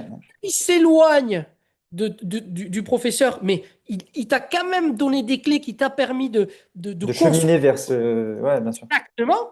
Et plus tu te rapproches, à mon avis, de l'essence même du vivant. Hmm. Ouais, donc, ouais. Et d'ailleurs, ça me fait rebondir sur quelque chose, c'est que, tu vois, du coup, la dernière fois qu'on s'était vu, c'était à l'événement du potentiel humain Ouais, l'année dernière. Et exact. ce qui me permet aujourd'hui de dire que, en termes de richesse, justement, dans les interventions des différents docteurs qu'on a eus, Mhm. physiciens, etc., Ouais. c'est que tu vois, quand on me demandait à l'issue du week-end, qu'est-ce que tu appris, ou en tout cas, en quoi ça consistait, mais en fait, c'est impossible de résumer ça en une ou deux phrases, tu vois. Parce Mhm. que c'est comme tu dis, c'est un cheminement, tu intègres des choses et ensuite le travail il va se faire au fur et à mesure. Tu vois, faut pas forcer, il faut pas dire bah j'ai compris. Non, c'est pas ça. C'est comment, grâce à toutes ces notions plus ou moins abstraites en fonction de si on est dans le monde médical ou pas. C'est qu'est-ce que tu en fais à l'issue de la formation, tu vois. Et c'est ça que moi j'ai trouvé passionnant, en fait. Mais en fait, moi, ce que je transmets comme idée au sein de l'académie, c'est que pour moi, il y a un rapport proportionnel inverse. Je m'explique. Plus tu es capable, lorsque tu apprends quelque chose, plus tu es capable de l'expliquer Mhm. dans son intégralité rapidement, moins tu as appris de choses. C'est-à-dire que si tu es capable d'expliquer quelque chose carré, comme c'est-à-dire que, et le gars, le prof te dit, oui, c'est exactement ça, tu as appris très peu de choses. Mhm. Il est probable que tu aies appris une vision quelque part dogmatique. Pourquoi? Ce que je transmets, moi, dans mon travail, c'est une approche, notamment, tu vois, ce qui s'appelle l'hormèse intellectuelle. La mode, actuellement, pour ceux qui le découvrent, aujourd'hui, c'est de parler de l'hormèse en parlant de l'hormèse physique. Tu vois, c'est de s'exposer physiquement à des contraintes, bon, etc. Et en fait, c'est encore une approche extrêmement réductionniste. Parce que l'hormèse, ce n'est pas le renforcement et ce n'est pas une approche physique. D'accord? Ça, c'est l'appropriation qui a fait qu'on a voulu en faire quelque chose d'isolé. Mais comme je t'expliquais, plus on isole les choses et qu'on les déconnecte du reste du monde, moins on est dans la réalité. En fait, l'hormèse, c'est quelque chose de beaucoup plus systémique et il y a une dimension intellectuelle qui est complètement mise de côté. L'intellect fonctionne aussi sur ce principe-là, c'est-à-dire que il est nécessaire de mettre une forme de tension au niveau intellectuel pour pouvoir assimiler des choses complexes. Quand tu apprends, la façon que l'on a aujourd'hui d'appréhender l'apprentissage, Mhm. c'est quelque chose qui est purement intellectuel, purement cognitif. Or, dans cette approche de l'hormèse intellectuelle, c'est qu'on apprend avec tout son corps, tout son être. D'accord? Ce qui fait que, et ça, j'ai des exemples très, très, très, très évidents, très clairs. Il t'arrive souvent, et moi, c'est l'histoire de ma vie. C'est l'histoire de ma vie. Non, mais vraiment, c'est comme ça que je suis tombé dans la marmite de la science étant petit et qu'aujourd'hui, j'ai la chance de pouvoir bénéficier de tout ce que j'ai appris et de pouvoir continuer à apprendre. C'est que il arrive ces moments où tu es face à quelque chose, où tu apprends quelque chose mais que tu n'arrives pas à comprendre intellectuellement, mais que tu sens que c'est important. Mhm. Tu sens qu'il se joue quelque chose et tu es là, tu es mis en tension parce que tu arrives aux limites de ton intellect, mais pas aux limites de ton être. Mhm. À partir de ce moment-là où tu es aux limites de ton être, ton cœur prend le relais. Ton cœur prend le relais. Rappelle-toi de la conférence que je vous avais fait sur le champ électromagnétique du cœur. Tu te rappelles? Eh Mhm. bien, il y a une corrélation lorsque tu apprends de l'augmentation de ce champ électromagnétique du cœur lorsque le cerveau arrive en limite. Et c'est pour ça que je vous avais expliqué que le champ électromagnétique du cœur est beaucoup plus conséquent que celui du cerveau. Hmm. Et donc, il s'avère que lorsque tu ne comprends pas intellectuellement des choses, ton cœur, lui, les comprend. Mhm. Mais il les comprend et c'est donc passé sur le crible de ce qu'on appelle l'inconscient. D'accord? Donc, ça veut dire que des fois, tu es face à des choses que tu ne comprends pas et on nous apprend à renier, rejeter ou avoir peur de ce qu'on ne comprend pas Hmm. intellectuellement. Alors qu'il se joue des mécanismes. Et c'est pour ça que moi, j'ai autant à cœur de faire ce travail au sein de l'académie, parce que je reconnecte en fait à cette dimension, parce que cette formation, elle a dérouté beaucoup de gens, parce Hmm. que je les ai amenés au-delà de leur intellect. Je les ai amenés à découvrir des choses aussi avec leur être. Hmm. Donc, quand tu arrives en limite intellectuelle, ton cœur prend le relais, ton être prend le relais. Ce qui fait que tu vas sortir de ton cours, inconsciemment, tu n'auras pas compris. Mais Hmm. ton inconscient va travailler, va travailler. Ce qui fait que 3 jours après, pendant que tu seras en train de faire la vaisselle, Eureka. Ouais, ouais, c'est ça. Mais oui, c'est ça en fait. C'est ça. Et c'est là que ça se passe. C'est là que ça se passe. C'est-à-dire qu'aujourd'hui, nous avons dans notre rapport à l'apprentissage, nous avons tout misé sur la dimension cognitive et intellectuelle, et nous avons négligé notre dimension qui est liée au cœur et au reste de l'être. Et si tu apprends uniquement avec ta tête, mais en fait, forcément, tu vas être extrêmement limité. Ouais, c'est ça. Non seulement ton disque dur là-haut, il est très limité, d'accord? Hmm. Mais surtout, tu vas t'auto-censurer. C'est-à-dire qu'à Hmm. chaque fois que tu ne comprends pas quelque chose au niveau intellectuel, tu vas te dire, tu vas te trouver des excuses. Ça, c'est pas pour moi, je suis pas assez intelligent, ça, c'est pour les autres, j'en suis pas capable, je suis trop nul, etc., Ouais, etc. c'est de l'auto-sabotage en fait. De l'auto-sabotage, mais qui est Et qui accepté est accepté. aujourd'hui et qui est validé. Hmm. D'accord? Combien de fois, moi, j'ai dû faire des pauses pendant mes cours au sein de l'académie parce que les gens arrivaient à leur limite intellectuelle. Je dis, non, laissez, posez vos stylos, écoutez-moi. Écoutez, je vais vous donner quelque part. Laissez votre cœur, votre corps. Parce que lui, il veut, en fait. Hmm. Il faut imaginer que, imagine-toi, tu es avec ton papier et ton crayon, tu écoutes la conférence. Ton cerveau, il arrive à saturation par rapport à tes capacités corticales. Eh bien, dès que lui, il sature, mais que ça continue à te parler, là, ton cœur, il sort son cahier et son stylo. Ouais. Donc, si tu commences à décrocher, à te dire, bon, ben, j'écoute plus, alors que ton cœur, lui, commence à vouloir apprendre et prendre des notes, Mhm. mais tu passes à côté de choses essentielles. Et la complexité du vivant, qui est donc le point phare de notre travail, Hmm. ne peut pas, ça, ne peut pas être appréhendée par le seul prisme de l'intellect. Ce n'est Hmm. pas possible. Hmm. Nous n'avons pas une capacité intellectuelle suffisante, et ce, quels que soient les niveaux intellectuels. Hmm. Bien sûr. Le, celui qui va venir à notre rescousse, c'est vraiment notre cœur, qui va permettre d'irradier ça dans la totalité de notre corps Mhm. et de faire en sorte que nous apprenions avec notre corps. Et c'est de là que vient la notion d'expérience. Ouais. Quand tu apprends au niveau intellectuel, tu es dans l'information Hmm. et dans le savoir. Mais lorsque tu le fais avec tout ton être, avec ton cœur, Hmm. tu rentres dans le domaine de la connaissance. Mais si tout ça, tu ne le sais pas, mais en fait, tu es dans une passivité telle Hmm. que tu subis en fait Et tu l'apprentissage de la vie. et tu t'empêches surtout Et oui, d'aller plus loin. Tu mais t'empêches oui, d'aller plus tu loin dans t'empêches parce l'apprentissage. que tu ne connais, tu sais pas comment ça fonctionne. Hmm. Et donc, tu vas subir en permanence toute forme d'apprentissage. Oui, donc je te disais que on est du coup dans une situation, et encore une fois, j'insiste, mais le travail, le cœur du travail de l'académie, Mhm. il n'est pas, même si ça se fait, il n'est pas dans le fait de rajouter des savoirs supplémentaires. Il est dans le fait de permettre aux gens de prendre conscience des mécanismes dans lesquels nous vivons et quels sont les mécanismes qui pilotent nos choix, nos décisions, nos comportements, nos fonctionnements. Parce que on va pouvoir là continuer à apprendre toujours plus de choses si nous continuons à subir en fait ce que nous apprenons, ça sert à rien. Et ça va Hmm. même créer beaucoup de frustration. Parce qu'au bout d'un moment, tu vas te rendre compte que tu as 50 diplômes et que tu n'arrives toujours pas à exprimer ce que tu ressens. Parce que le problème n'est pas l'ajout d'informations, c'est savoir dans quelle structure, dans quel contenant est-ce qu'il s'exprime. Et donc, Hmm. savoir quels sont les mécanismes derrière tout ça.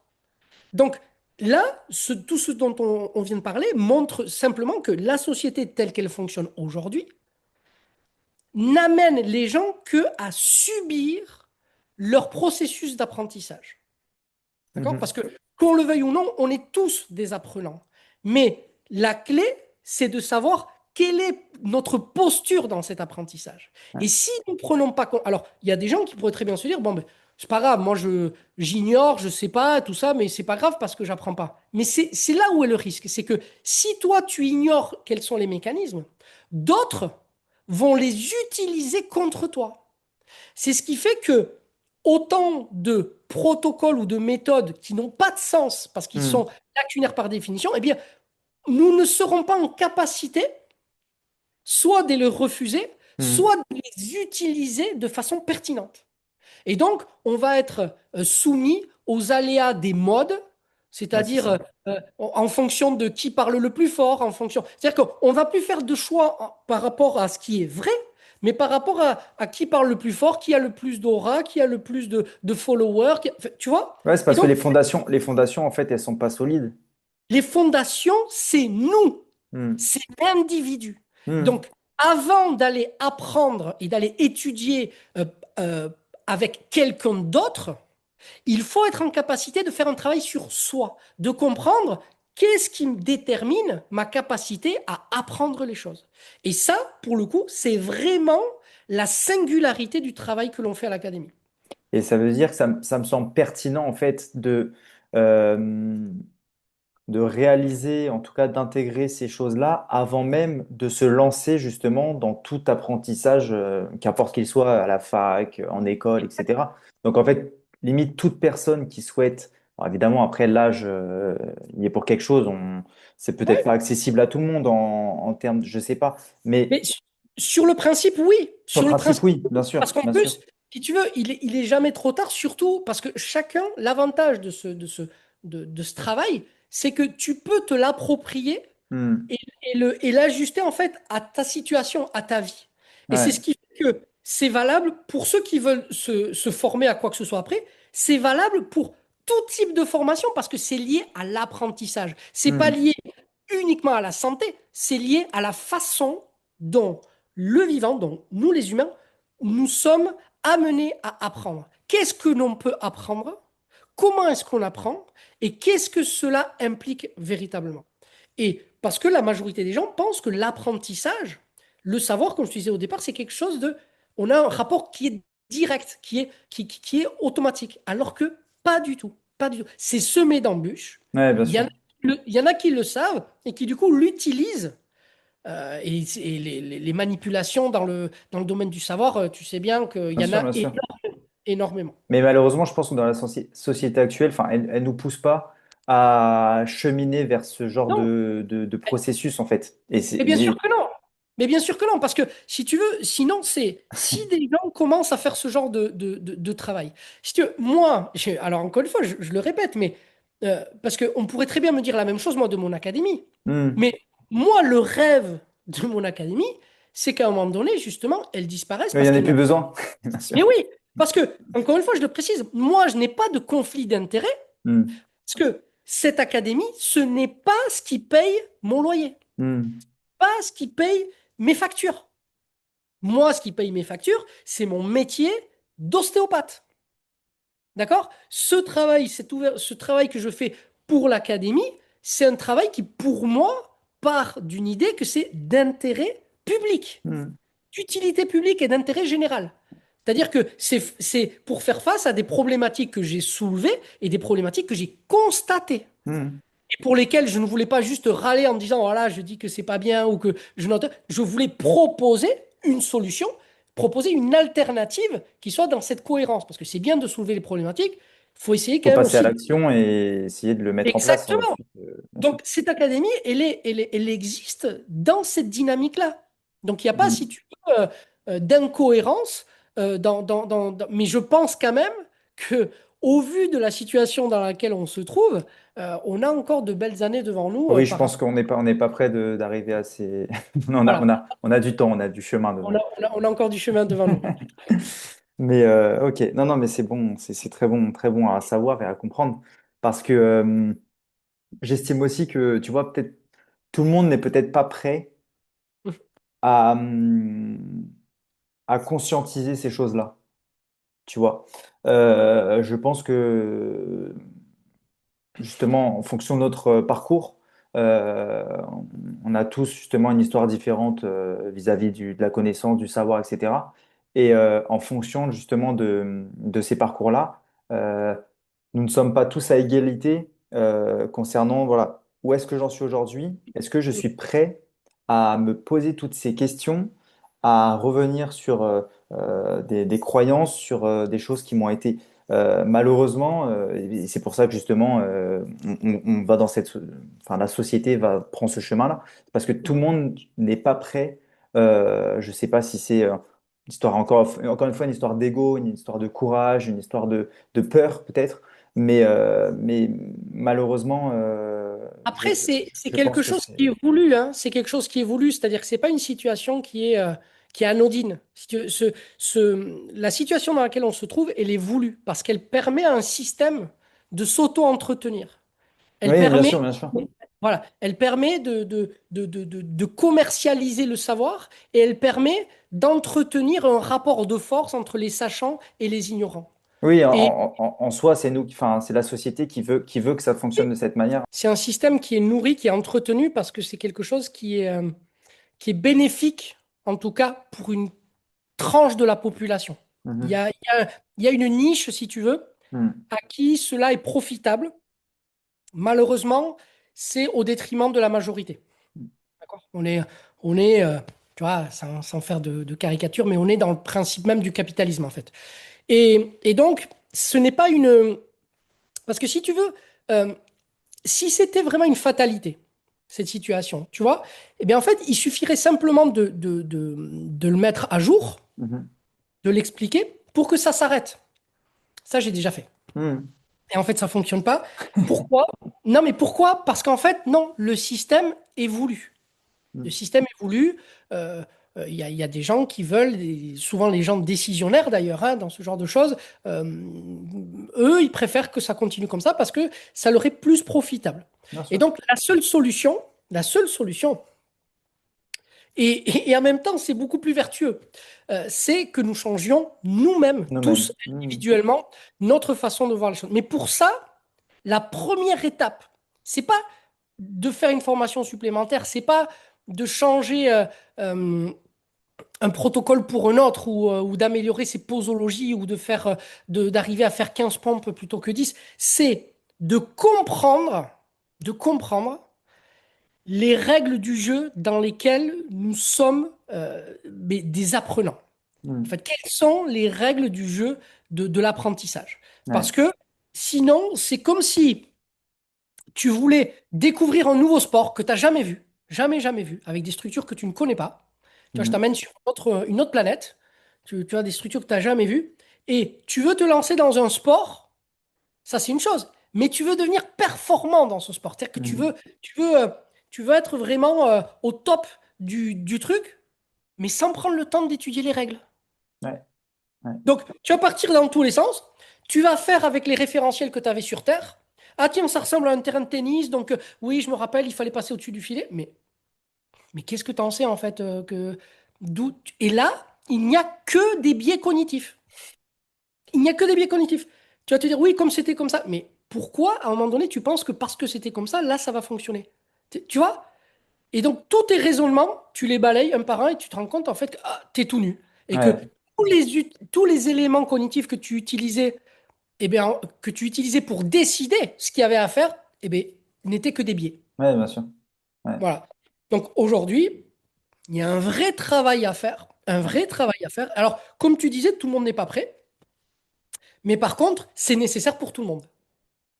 Oui, bien sûr. Ah oui, mais Ah, complètement. oui, oui, De mais manière c'est là. individuelle, bien sûr. Mais Bien sûr. le truc est là, c'est-à-dire que tout le monde n'est pas prêt, mais parce que ce qui va amener la plupart des gens à considérer qu'ils ne sont pas prêts, Mhm.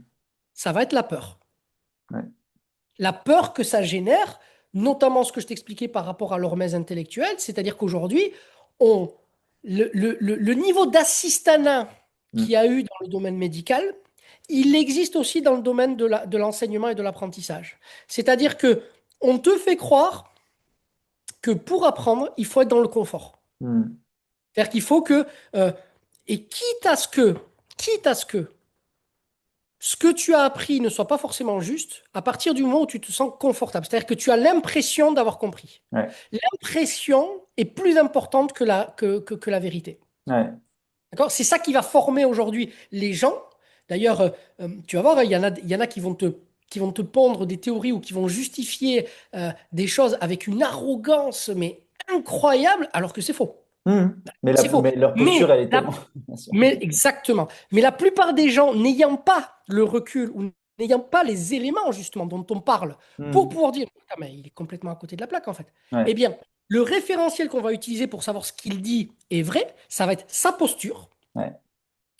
et est-ce qu'il parle fort ou pas. Oui, c'est ça. Ouais. Plus il parle Son fort, aisance, son. Ouais, bien sûr. plus il parle fort, plus on pense qu'il va avoir raison. Ouais. Et donc, on va même pas questionner la légitimité de ce qu'il dit. Mais non, puisqu'il parle fort et qu'il a je sais pas combien de followers, Mhm. pourquoi Ouais, questionner ce qu'il dit? bien sûr. Bien Ça doit sûr. forcément être juste. Et donc, on n'a pas aujourd'hui les éléments. Donc, que tu le veuilles ou non, et c'est pour ça que c'est important par rapport à ce que tu disais, c'est-à-dire que tout le monde n'est pas prêt. C'est une certitude, c'est une réalité. Mais par contre, tu ne peux pas, à partir du moment où tu n'es pas prêt, décider de jouer hors jeu, c'est-à-dire de ne Ouais. pas participer à ça. Si Mhm. tu n'es pas prêt et que tu ne fais pas le travail, eh bien, tu le subis. C'est ça. Que tu le veuilles ou non, tu le subis. Tu le subis. Et ça va me faire rebondir sur quelque chose que tu aimes beaucoup aborder et que tu abordes justement à l'académie, c'est la notion de douleur.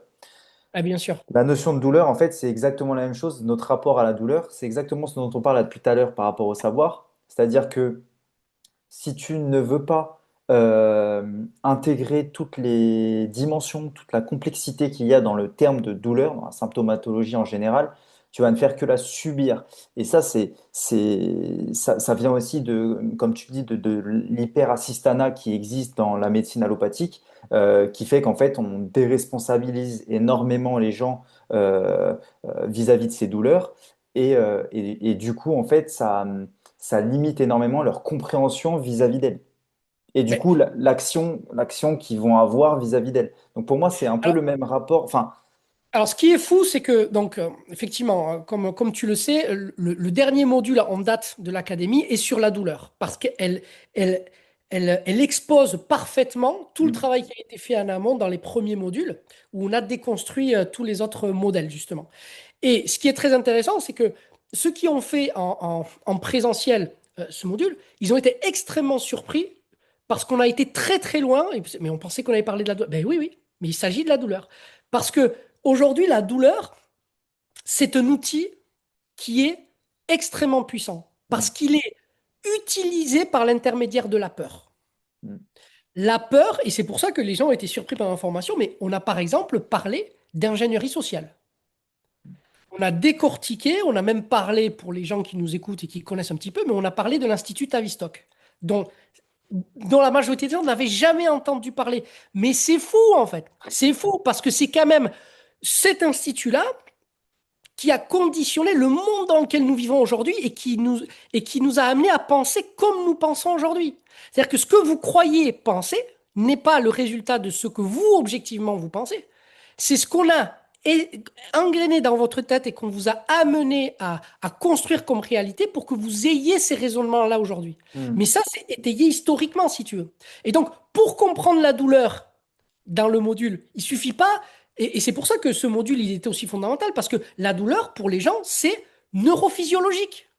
Oui, il n'y a Tu vois, comme que ce l'hormèse, spectre-là. Ouais. Mm. exactement, comme l'hormèse, c'est physique, c'est-à-dire que c'est pour le corps, c'est pour se renforcer de ça, et bien là, la douleur, c'est neurophysiologique, donc c'est pour les neuroscientifiques, Mais pas du tout. Aujourd'hui, ce qu'on découvre de la douleur va beaucoup, beaucoup, beaucoup plus loin. Si on veut comprendre la douleur, il faut comprendre la peur. Et si on veut comprendre la peur, il faut faire l'histoire de la peur. Hmm. Et l'une des clés de voûte de l'histoire de la peur, c'est le Tavistock Institute. Donc, on passe, et c'est là où, quand on remet l'histoire des sciences et ces concepts-là dans Ouais, l'ordre, dans sa chronologie, ils, en fait, bien sûr. ils nous apparaissent avec une autre perspective, Hmm. avec une autre profondeur. Et ce qui fait que les gens qui ont fait cette formation sur la douleur n'ont plus du tout la même compréhension et la même appréhension de la douleur. Hmm. Et c'est d'ailleurs dans ce module-là, on a été amené du coup à parler du stress, on a été amené à parler de l'effet placebo, de l'effet nocebo, mais aussi un autre concept, un autre terme qui est utilisé, galvaudé, on ne sait même plus, on croit tous comprendre, mais on ne sait pas ce que ça veut dire, c'est la conscience. La conscience. Ouais. Et là, c'est pareil, c'est-à-dire que quand c'est mis, installé dans une chronologie, dans une relation, c'est-à-dire l'idée, c'est pas de parler de la conscience, parce que si tu veux parler de la conscience sans parler de l'effet placebo, sans parler du stress, sans parler de la douleur, Non, c'est c'est réduction. faire du lien entre toutes ces notions. Et tu vas faire, et tu vas produire quelque chose de forcément lacunaire. Par contre, quand tu décides de les faire communiquer, c'est-à-dire de les faire discuter entre eux, Hmm. eh bien, ils te montrent un autre visage. Hmm. Ce qui fait que non seulement ce module sur la douleur, elle permet d'avoir une toute autre vision de la douleur, et donc de lui donner un autre statut. Et quel statut? Parce que comme je l'ai expliqué, la douleur, c'est la mère de tous les symptômes. Hmm. Ce qui fait que si tu changes ta façon de voir la douleur, tu changes ta façon d'appréhender la symptomatologie et donc, pour nous thérapeutes, d'aborder l'étiologie. Ouais, ton intervention aussi. En fait, la Oui, manière dont et tu... ton anamnèse va changer. Hmm. C'est-à-dire que tu ne vas pas forcément poser les mêmes questions, tu ne vas pas insister sur les mêmes choses et ton niveau d'interventionnisme va changer. Donc ta posture va changer. Donc ta relation avec ton patient va changer. Donc ton patient va changer. Donc sa vision va changer, etc., etc., etc. Donc l'idée du travail au sein de l'académie, c'est de travailler sur des leviers qui ont de vraies conséquences, des Hmm. vraies répercussions dans la façon dont, dans notre quotidien, que nous soyons thérapeutes, que nous soyons coachs, que nous soyons profs, que nous soyons tout simplement des apprenants, ce que nous sommes tous, eh Hmm. bien en fait, ça donne des vrais leviers de réflexion pour ne plus subir tous ces éléments-là. Et Hmm. lorsque tu fais communiquer donc le stress, l'effet placebo, nocebo, la conscience et la douleur, eh bien, chacun individuellement, quand tu les prends individuellement, ils disent quelque chose. Quand tu les fais communiquer, ils disent autre chose. Hmm. Hmm.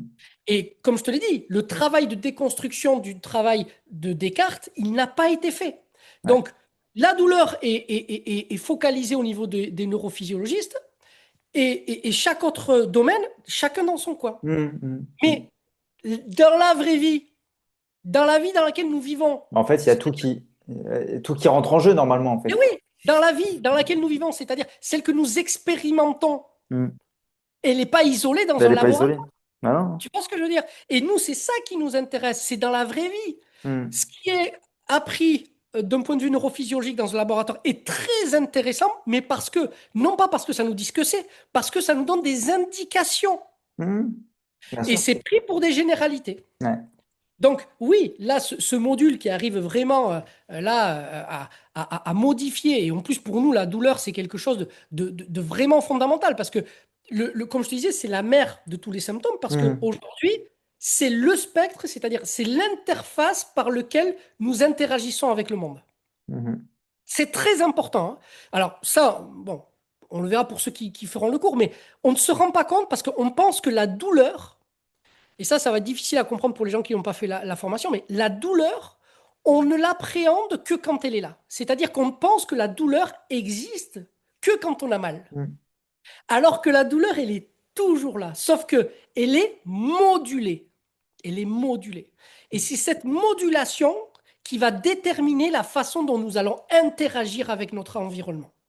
C'est elle qui va nous dire, oula, attention, ça, il faut pas faire, ça, il faut faire. Ça, je peux faire, ça, je peux me permettre, ça, je peux pas faire. Et C'est pour c'est ça que quand on a mal, ouais. oui, Et c'est peut-être sur cette modulation qu'en tant que thérapeute, on a finalement le plus de pouvoir. Je sais pas, Exactement. hein, mais c'est ce que je me Exactement. dis. Mais exactement, mais bien sûr. Et c'est là où ça change, ça transforme le paradigme. Là où, avant, on pensait qu'il fallait traiter la douleur et que on allait être efficace lorsque la douleur disparaît, eh bien, après ce travail-là, on comprend que c'était l'arbre qui cachait la forêt Hmm, et que le vrai travail se trouve dans notre capacité à gérer cette modulation. hmm, Pardon. Mais pour gérer cette modulation, il faut connaître tous les mécanismes et connaître les liens qu'il y a entre ces différents éléments qui donnent à la douleur et qui donnent à la symptomatologie leur statut. hmm. Ouais, Tu vois. Donc, ouais. ça nous fait complètement changer, nous, de paradigme et donc de posture et donc de lien avec le patient. Hmm. Ouais, mais ça résonne vraiment en moi parce que, tu vois, récemment, moi, j'ai mis en place quelque chose par rapport à l'anamnèse parce que Mm, l'anamnèse, je trouve que c'est quelque chose qu'on... Alors, autant en ostéopathie, on accorde beaucoup d'importance à l'anamnèse. C'est mm, peut-être pas le cas dans toutes les approches thérapeutiques actuelles. Mais moi, j'ai décidé, en fait, de ce que les gens, donc les patients, moi, qui réservent, qui prennent un rendez-vous avec moi, ils remplissent tout un questionnaire en fait avant d'arriver en consultation et qu'on puisse revenir dessus pendant la consultation. Parce qu'en fait, ça demande tellement de temps de revenir sur tous les points qui peuvent justement interagir avec leur douleur. Et pour le coup, il faut qu'on aille dans le plus holistique possible si mhm, on veut intégrer toutes les dimensions du vivant, en fait, qui seraient en rapport avec cette douleur. Mais en fait, moi, je considérais que pendant ma consultation, j'avais pas suffisamment de temps à accorder à ça, tu vois. Donc, je me suis dit, bah, je vais les faire remplir un questionnaire qui est quand même bien poussé, bien approfondi. Et comme ça, on va pouvoir aller vraiment en profondeur au moment de cette relation qu'on va avoir pendant cet échange, en fait, durant l'anamnèse, tu vois. mm. Ouais. Et, et pour moi, l'anamnèse, c'est l'exemple typique de la manière dont on prend en charge la personne. Alors, moi, c'est typique de la façon dont on perçoit le patient. Ouais, oui, aussi. Tu vois ce que je veux dire? C'est-à-dire Hmm. que l'anamnèse va être l'interface entre le patient et nous et va nous dire où est-ce que nous nous situons, nous, et comment nous percevons le patient. Parce que c'est à partir de notre perception, parce que je te rappelle qu'on ne voit pas le monde tel qu'il est, mais tel qu'on le pense, Hmm. eh bien, c'est à partir de ça que va découler toutes nos actions. Qu'on va décider de commencer par tel test, qu'on va commencer par telle mesure, par telle technique. Hein, tu te rappelles hein, ce qu'on nous disait à notre clinique interne, hein, de nous démontrer, de nous expliquer qu'est-ce qu'on utilise comme technique, pourquoi, Pourquoi? comment, dans quel ordre. Eh bien, en fait, c'est là. Et c'est dans cette phase-là que tout se décide en toi.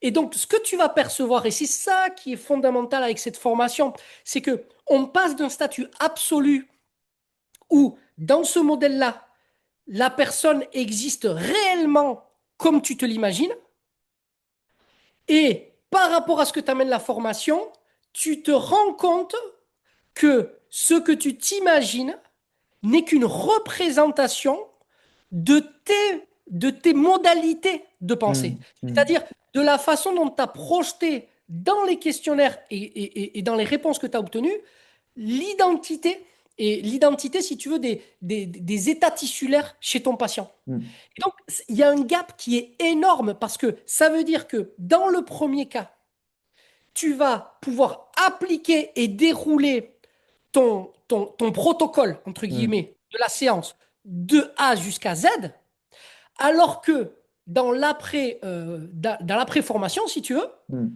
tu t'es rendu compte de ce biais, ce qui fait que tu dois rester en vigilance entre A et Z et tu vas devoir moduler systématiquement une fois que tu passes de A vers B, puis de B vers C, puis de hmm. C vers D. Tu vas devoir moduler. Là où tu peux dérouler dans la première version, tu peux Hmm. dérouler parce que tu as une image de ce que tu crois avoir compris.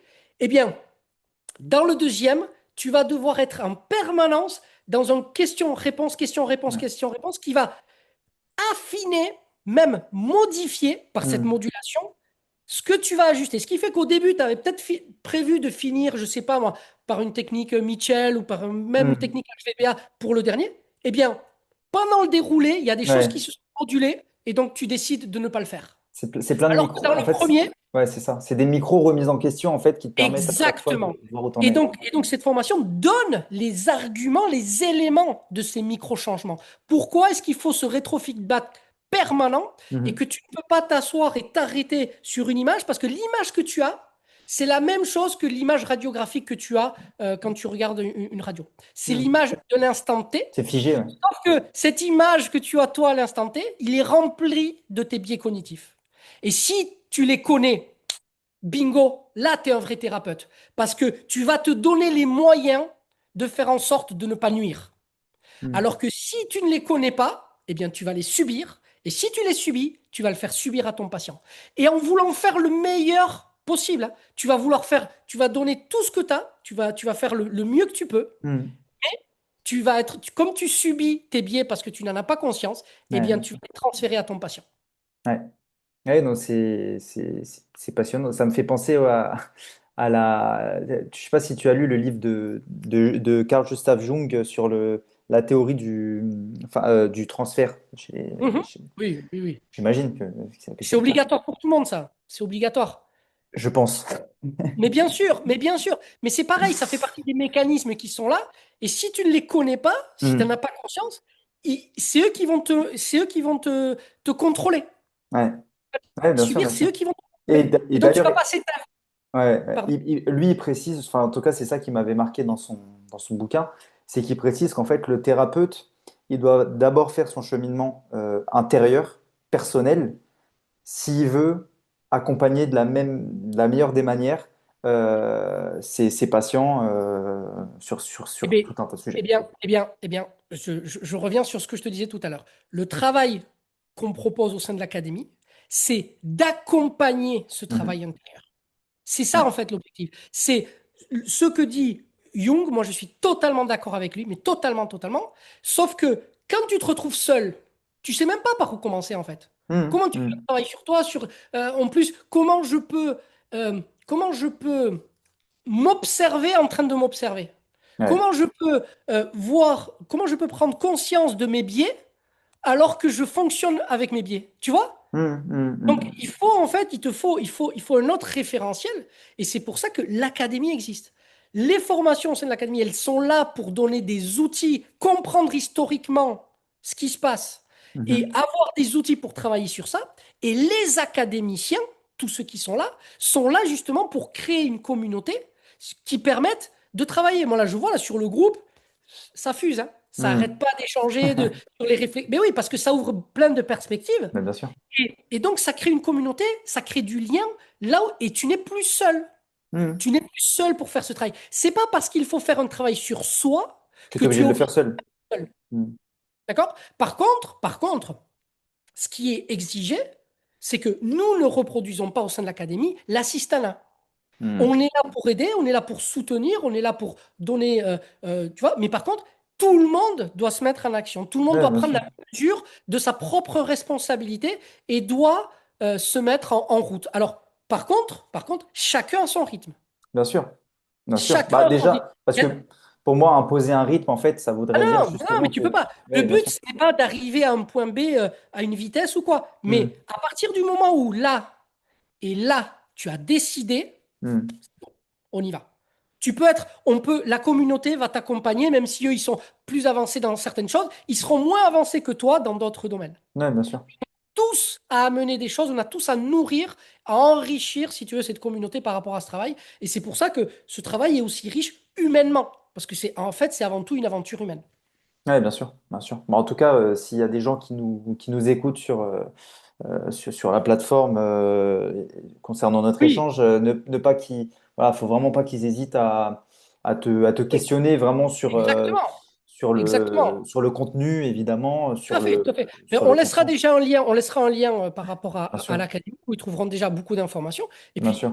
n'hésite pas à nous contacter. Ouais, bien Nous, on sûr, bien sûr, bien est sûr. vraiment là pour ça. S'ils ont des questions, et ce sera avec un immense plaisir. Là, on en a Ouais. encore un là, qui nous a rejoint là, il y a 4 jours. Il a déjà mangé le premier module. Il était affamé.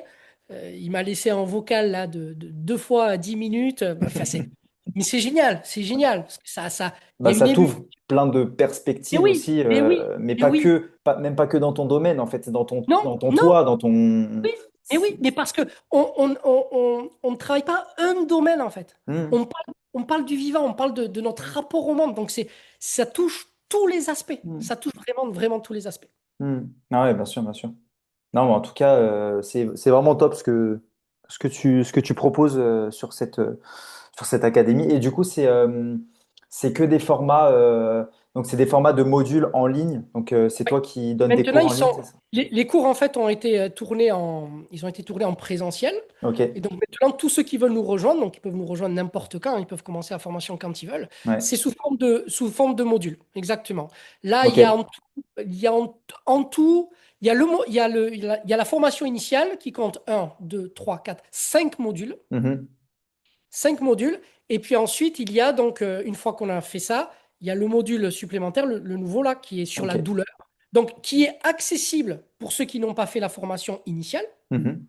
D'accord? Mais par contre, ceux qui ont fait la formation initiale, et ça, on l'a vu en présentiel, parce qu'il y avait les deux, hein. Il y avait les académiciens et il y en avait des nouveaux. Ok. Les académiciens ont pu aller beaucoup plus loin dans la compréhension des implications de ce qu'on Mhm. disait. Mhm. Et les nouveaux ont eu besoin de raccorder beaucoup plus de choses. Mais pour ceux qui ne veulent faire que la douleur, c'est tout à fait possible. Et ça donne déjà énormément d'éléments déjà pour s'introduire Bien dans le sûr. travail de l'académie. Et ensuite pour s'interroger sur cette question fondamentale qu'est la douleur et les Hmm. symptômes. Parce que nous sommes tous concernés. Mais c'est Nous ça, en sommes fait. tous concernés. Ça nous touche tous. Non seulement on est tous concernés, mais nous ne nous rendons pas compte à quel point. Hmm. Mesure pas à quel point nous sommes pilotés par ça. Ouais, bien Tu sais sûr. que, tu sais que nos actions, d'ailleurs ça c'était, Carl Jung en parlait beaucoup, hein, c'est nos actions, elles sont entre 90 et 97% inconscientes. Ouais. C'est- C'est-à-dire que ce que nous faisons consciemment, ce qui émerge à la conscience et que Mhm. nous prenons pour la généralité, mais en fait ce n'est que 5% des éléments qui dictent Hmm. notre conduite, nos choix, nos décisions. C'est-à-dire que vous avez tout un tas de processus, donc les processus que nous étudions à l'académie, vous avez toute une chaîne de causalité, d'accord? On va dire de là à là, Ouais. et puis de là à là, toc, ça arrive à la conscience, donc vous avez conscience de quelque chose, et c'est ce quelque chose qui vous fait faire quelque chose. Donc Hmm. par exemple, l'exemple typique, c'est la soif. Hmm. D'accord? Il y a tout un mécanisme en amont qui va générer, par chaîne de causalité, à la fin, la soif. Mais la soif, c'est le sommet de l'iceberg. Et c'est toc, quand vous avez soif que vous allez boire. Bien sûr. Et vous dites quoi? Ah ben, je vais boire parce que j'ai soif. Hmm. Mais tu n'as pas du tout conscience de ce qui a amené ton corps à te donner soif. Ouais, bien sûr. Tu comprends? Donc Ouais. ça, c'est que pour boire. Imagine-toi pour l'apprentissage. Hmm. Imagine-toi pour prendre des décisions, pour choisir ton mode d'éducation, pour choisir si pour tes goûts, tes couleurs. Ouais, des mécanismes qui sont encore plus complexes, quoi. Ouais. Exactement. D'où l'importance de l'ingénierie sociale, Hmm. d'accord, qui a décortiqué, parce qu'ils ont compris à quel point ça a influencé, mais suite aux travaux d'ailleurs de Jung et de Freud, hein, ça, Hmm. Bien c'est sûr. dans la continuité. Et ils ont compris du coup que si on n'allait pas travailler ces mécanismes-là, eh bien, on allait les subir. Et c'est exactement ce qui se passe. Ouais, bien sûr. Bien Donc sûr. l'idée, c'est vraiment de comprendre ce qui se passe dans cette sphère inconsciente parce qu'elle détermine ce que nous ressentons au niveau conscient qui détermine Le toutes, choix et je dis bien toutes la nos actions. décision. Hmm. Voilà. Et là où on dit par exemple, tiens, oui, moi je pense ça, non, tu penses pas ça. Il y a tout un défilé de chaînes de causalité dans Hmm. ton corps qui vont t'amener à un moment donné à penser un truc. Mais ta pensée, ce n'est pas une cause, c'est la conséquence Ouais, bien sûr. d'une chaîne de cascade. Hmm. Et c'est ça qui est intéressant, d'aller comprendre, décortiquer cette chaîne de cascade. Et pour moi, ça, c'est le début de la véritable liberté. Parce qu'après, on peut faire tous les choix que l'on veut en sachant quels sont les mécanismes qui nous pilotent. Tu Ouais, vois? ouais. Et est-ce que cette formation-là, qui est une formation continue finalement, est-ce que tu la conseillent quand même à côté d'une activité en parallèle? Est-ce que c'est quelque chose qui est tout à fait faisable ou Alors, justement elle tu... est, elle est, elle est totalement faisable parce que, comme je te disais, c'est chacun son rythme. Ouais, C'est-à-dire qu'on n'est pas en présentiel là. Donc, quand la personne intègre l'académie, on débloque les modules au ouais. fur et à mesure parce qu'il y a une vraie structure. Il faut vraiment suivre il y a un fil conducteur. Et ensuite, ça va se faire en fonction du temps que chacun a imparti. Tout le monde là, même les derniers qui nous ont suivis, ils ont tous des emplois du temps différents. Et il y en Ouais. a, je peux te dire, hein, il y en a là qui disaient, mais moi, j'ai pas le temps. Moi, j'ai pas le temps. Et il y en a qui sont vraiment en difficulté par rapport à leur emploi du temps. Mais là, ils sont en train de kiffer. Hmm. Ouais, bien sûr, bien sûr. Vraiment, parce qu'on a des échanges et tout ça. Parce que ça demande aussi à s'organiser différemment d'avant. Mais si pendant 2 semaines, tu peux pas faire, tu peux pas faire. Ouais, il n'y a pas de souci. Ouais, bien Et sûr, parce qu'il y bien aura sûr. peut-être après, dans un mois, où tu pourras faire pendant une semaine beaucoup, Hmm. let's go. Nous, de toute façon, on se retrouve tous les mois. On Ouais, fait le point. Si tu n'as pas avancé, ça ne nous empêche pas de réfléchir. bien sûr. Ça n'empêche pas les autres académiciens de parler de ce qu'ils ont compris, de ce qu'ils ont vécu et d'enrichir la communauté. Et Donc, en plus, ce qui me et semble intéressant sur ce format-là, c'est que ça veut dire qu'aussi les personnes, des fois, on sait qu'on a des périodes où on est moins à même justement d'intégrer des choses et tout. Donc, tout à fait. les gens peuvent aussi choisir de se dire, bah là, j'aurai du temps, je vais être dans un bon environnement pour Ouais, pouvoir intégrer, on va dire, telle ou telle notion, quoi. c'est ça. Mais il y a vraiment une question de rythme qui est personnel et Hmm. dont on tient compte, si tu veux. Il n'y a pas un examen à la fin. Ouais, bien D'accord? sûr, bien sûr. On n'est pas dans quelque chose de diplômant. Il y a pas des gens qui vont réussir et d'autres qui vont pas réussir parce que ça va réussir pour tout le monde parce que ça va forcément, ça va remettre tellement de choses en question que ça va forcément vous faire cheminer. Bien sûr. Pas par rapport à une idéologie, mais par rapport à votre chemin de vie, par rapport à là où vous en êtes. D'accord? Et c'est ça qui est important. Ouais, bien sûr, Vraiment, le but, c'est que ça fasse bouger les choses, en fait, à oui, l'intérieur de nous-mêmes, en fait. individuellement, Hmm. individuellement, Puis pour que collectivement, du ça coup. enrichisse la communauté. Hmm. C'est ça le plus important parce que moi, je reste persuadé que la meilleure façon de nourrir une communauté, c'est-à-dire Ouais, de prendre soin, c'est de prendre soin de l'individu bien sûr. et non pas de le noyer dans la masse. Hmm. Hmm. Tu vois ce que je veux dire? Ouais. C'est plus les individus individuellement sont entendus, nourris, enrichis dans leur singularité, plus ils auront de choses à apporter à la communauté. Hmm. Par contre, si tu les noies parce que tu veux les stéréotyper, tu veux tous les rentrer tu veux Dans un homogénéiser. moule. En fait, tu fais un truc fade qui n'apporte absolument rien Ouais, bien et sûr. où d'ailleurs les idées sont toutes Toutes les ordonnées, mêmes. Ouais, pensent ouais. la même chose et là on rentre dans le dogmatisme le plus excessif. Hmm. L'idée pour nous d'ailleurs dans notre travail, ce n'est pas que tout le monde pense la même chose. Non, On non. n'a pas une idée à défendre. Hmm. Pas une idée à défendre. Et c'est ça qui est riche. Parce que chacun amène sa sensibilité, sa perspective. Et donc, ça, c'est très stimulant. C'est très, très stimulant. Et c'est important dans une telle démarche de ne pas être seul. Hmm. Ouais, Parce que ouais, complètement. humainement, c'est quelque chose de stimulant, mais il faut être soutenu et il faut pouvoir compter sur un groupe qui est dans Un la même support, bien sûr. un Hmm. support qui est dans la même dynamique et dans la même énergie, en sachant que notre société actuellement n'aide pas à ça. Ouais, c'est Comme ça, c'est ça. aujourd'hui, on est beaucoup plus poussé à l'inverse, on est beaucoup plus poussé à chercher une forme de facilité. On préfère à entendre des choses qui utilisent plutôt les biais de confirmation ou qui Hmm. nous rassurent. Nous Même si facilite. c'est, Ouais, même si c'est faux, on préfère être rassuré parfois. bien sûr, bien sûr. Voilà. Donc, Ok, ok, ok. Avant de finir, parce que là, je regarde, parce que j'ai oui, le petit décompte, il nous reste 8 minutes. Ok. yes. Euh, Est-ce que tu peux juste aborder maintenant le sujet du potentiel humain, parce que tu vas faire une apparition au potentiel Oui, humain. Juste, vu que moi j'y serai, c'est toujours un ben oui, plaisir, évidemment. D'ailleurs, merci beaucoup pour l'invitation, mais avec plaisir, avec plaisir. ça va être un régal. Je Ouais. voulais juste du coup que tu nous livres un petit peu ce que tu allais aborder, voilà, quel est l'objet de cette édition pour Ouais. les personnes Alors qui... cette édition du coup auquel je participe aussi sera sous l'égide du coup de la mitochondrie à l'Académie avec le professeur Castronovo. Mhm. Et donc là je suis invité donc à faire une conférence qui avait pour objectif du coup de faire le lien entre le travail que je fais au sein de l'Académie et les mitochondries. Et donc, suite aux discussions que nous avons eues avec le professeur Castronovo, il a souhaité, c'est lui qui m'en a fait la demande, et donc j'ai été très touché parce que c'est un sujet qui n'est pas, bon, vous le verrez lors de la présentation, mais qui a historiquement vécu beaucoup de, Le comment tourbillon? dire, ouais, de tourbillons, mais qui n'a pas été accueilli comme il aurait dû être accueilli. Mm. Et je pense que c'est en raison de toutes les problématiques dont on a parlé précédemment. Mhm. Et le fait de ne pas avoir conscience qu'il y a toutes ces problématiques, tu sais, je te disais tout à l'heure qu'il suffisait, qu'au début, on pensait qu'il suffisait de dire les choses pour que les choses changent si c'est un problème. Et en fait, on se rend compte que Que non. Et c'est que pas le du tout le système, cas. du coup, qui veut s'auto-entretenir, reste là-dedans. Mm. Mais, eh bien, c'est un petit peu ça. Ce qui fait que, donc, il m'a demandé de faire un travail sur Béchamp.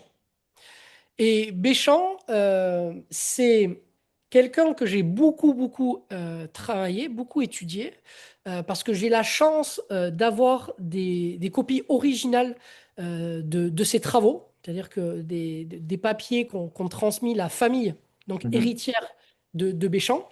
Et donc j'ai la chance d'avoir des ouvrages qui sont inaccessibles dans le commerce.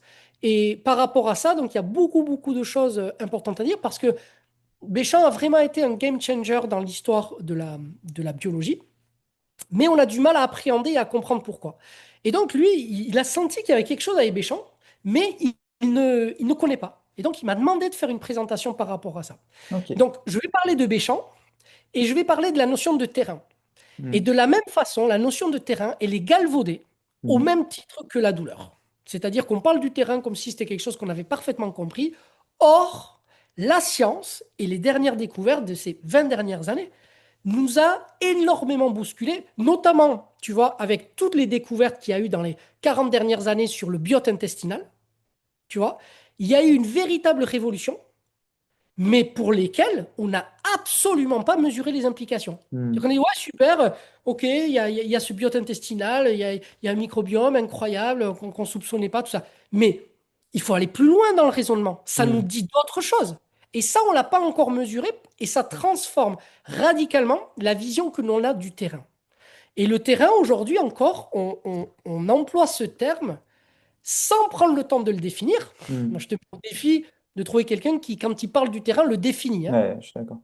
Eh bien, le terrain, quand on en parle, ou ce que l'on croit entendre par le terrain, eh bien, c'est la même chose que ce dont on parlait avant cette révolution, Mhm. et donc au début du XXe siècle. Sauf que depuis, il s'est passé énormément de choses. Il y a eu énormément de révolutions qu'on n'a pas impacté à notre vision du terrain. Comment est-ce qu'un concept aussi central, Mm. aussi fondamental, ne peut ne pas être touché, impacté par des changements de paradigme aussi forts? C'est impossible. Ouais, je suis d'accord avec toi. Impossible. Mm. Et c'est un manque de rigueur dans le travail, justement, de prise de mesure des implications des révolutions. Le problème aujourd'hui de la vulgarisation à excès, parce qu'aujourd'hui, tout le monde veut de la vulgarisation, notamment des sciences physiques, tu vois, de la physique quantique, de la relativité, tout ça. Eh bien, à force de trop vulgariser, on passe à côté des véritables implications. C'est-à-dire que comme on vulgarise, on réduit Mm. on réduit, eh bien, on ne peut pas voir, on ne peut pas percevoir l'intégralité de ce que cela nous dit. Et donc, on ne peut pas mesurer les implications. C'est ce qui fait que, là, je donne un exemple, mais pour reprendre la formation de l'académie, la formation initiale, d'accord, elle commence, et là, ça va choquer des gens, et pourtant, ça ne devrait pas. Le premier cours, c'est pas de l'anatomie, d'accord, c'est la physique quantique et la relativité générale. Le premier module traite de la physique quantique et de la relativité générale. Et pourquoi? Parce que ce sont les deux théories scientifiques actuelles qui décrivent le mieux notre réalité. Mm. Tu veux savoir ce que c'est la réalité? Eh bien, c'est eux qui te le disent. Ouais. Voilà, c'est comme ça. C'est comme ça. Donc, tu peux ne pas vouloir, tu peux avoir ton opinion, mais dans notre réalité, dans notre vie, il y a deux modèles. Ce sont ceux-là, Ouais. actuellement. Et c'est eux qui décrivent, c'est eux qui sont chargés de décrire la réalité. Donc, si on veut connaître, si on veut comprendre les règles du jeu et les principes dans le vivant, il faut déjà comprendre dans quel monde on vit. Hmm, hmm. D'accord? Et donc, après, on parle effectivement de l'homéostasie, de l'hormèse et de l'homéorésie. Et on termine par la biologie quantique. Pourquoi je te parle de ça? Parce que la biologie quantique, c'est véritablement une révolution qui a maintenant une vingtaine d'années, mais qui peine à se populariser, parce que ayant trop vulgarisé la physique quantique, et on lui a fait dire du coup n'importe quoi, eh bien, ce manque de rigueur fait qu'aujourd'hui, nous sommes inaptes à appréhender les folies, les folies Que que nous découvre apprend la là. biologie quantique. Exactement. Exactement. Et donc, cette formation initiale est là pour vocation justement de remettre ça à jour pour essayer de pallier à cette problématique. Et aujourd'hui, on est dans cette situation-là. On ne peut pas appréhender les implications de ce que nous savons, parce que Hmm. nous savons, parce que nous avons trop vulgarisé. Ouais, Et donc, ok. dans le cadre de cette intervention au sein du potentiel humain, je retracerai l'historique par rapport au terrain pour montrer comment est-ce que Béchamp a été le véritable game changer pour appréhender de façon objective la notion de terrain. Ok, bon, bah super. Bah, allez, il te reste moins d'une minute, donc tu as été parfait.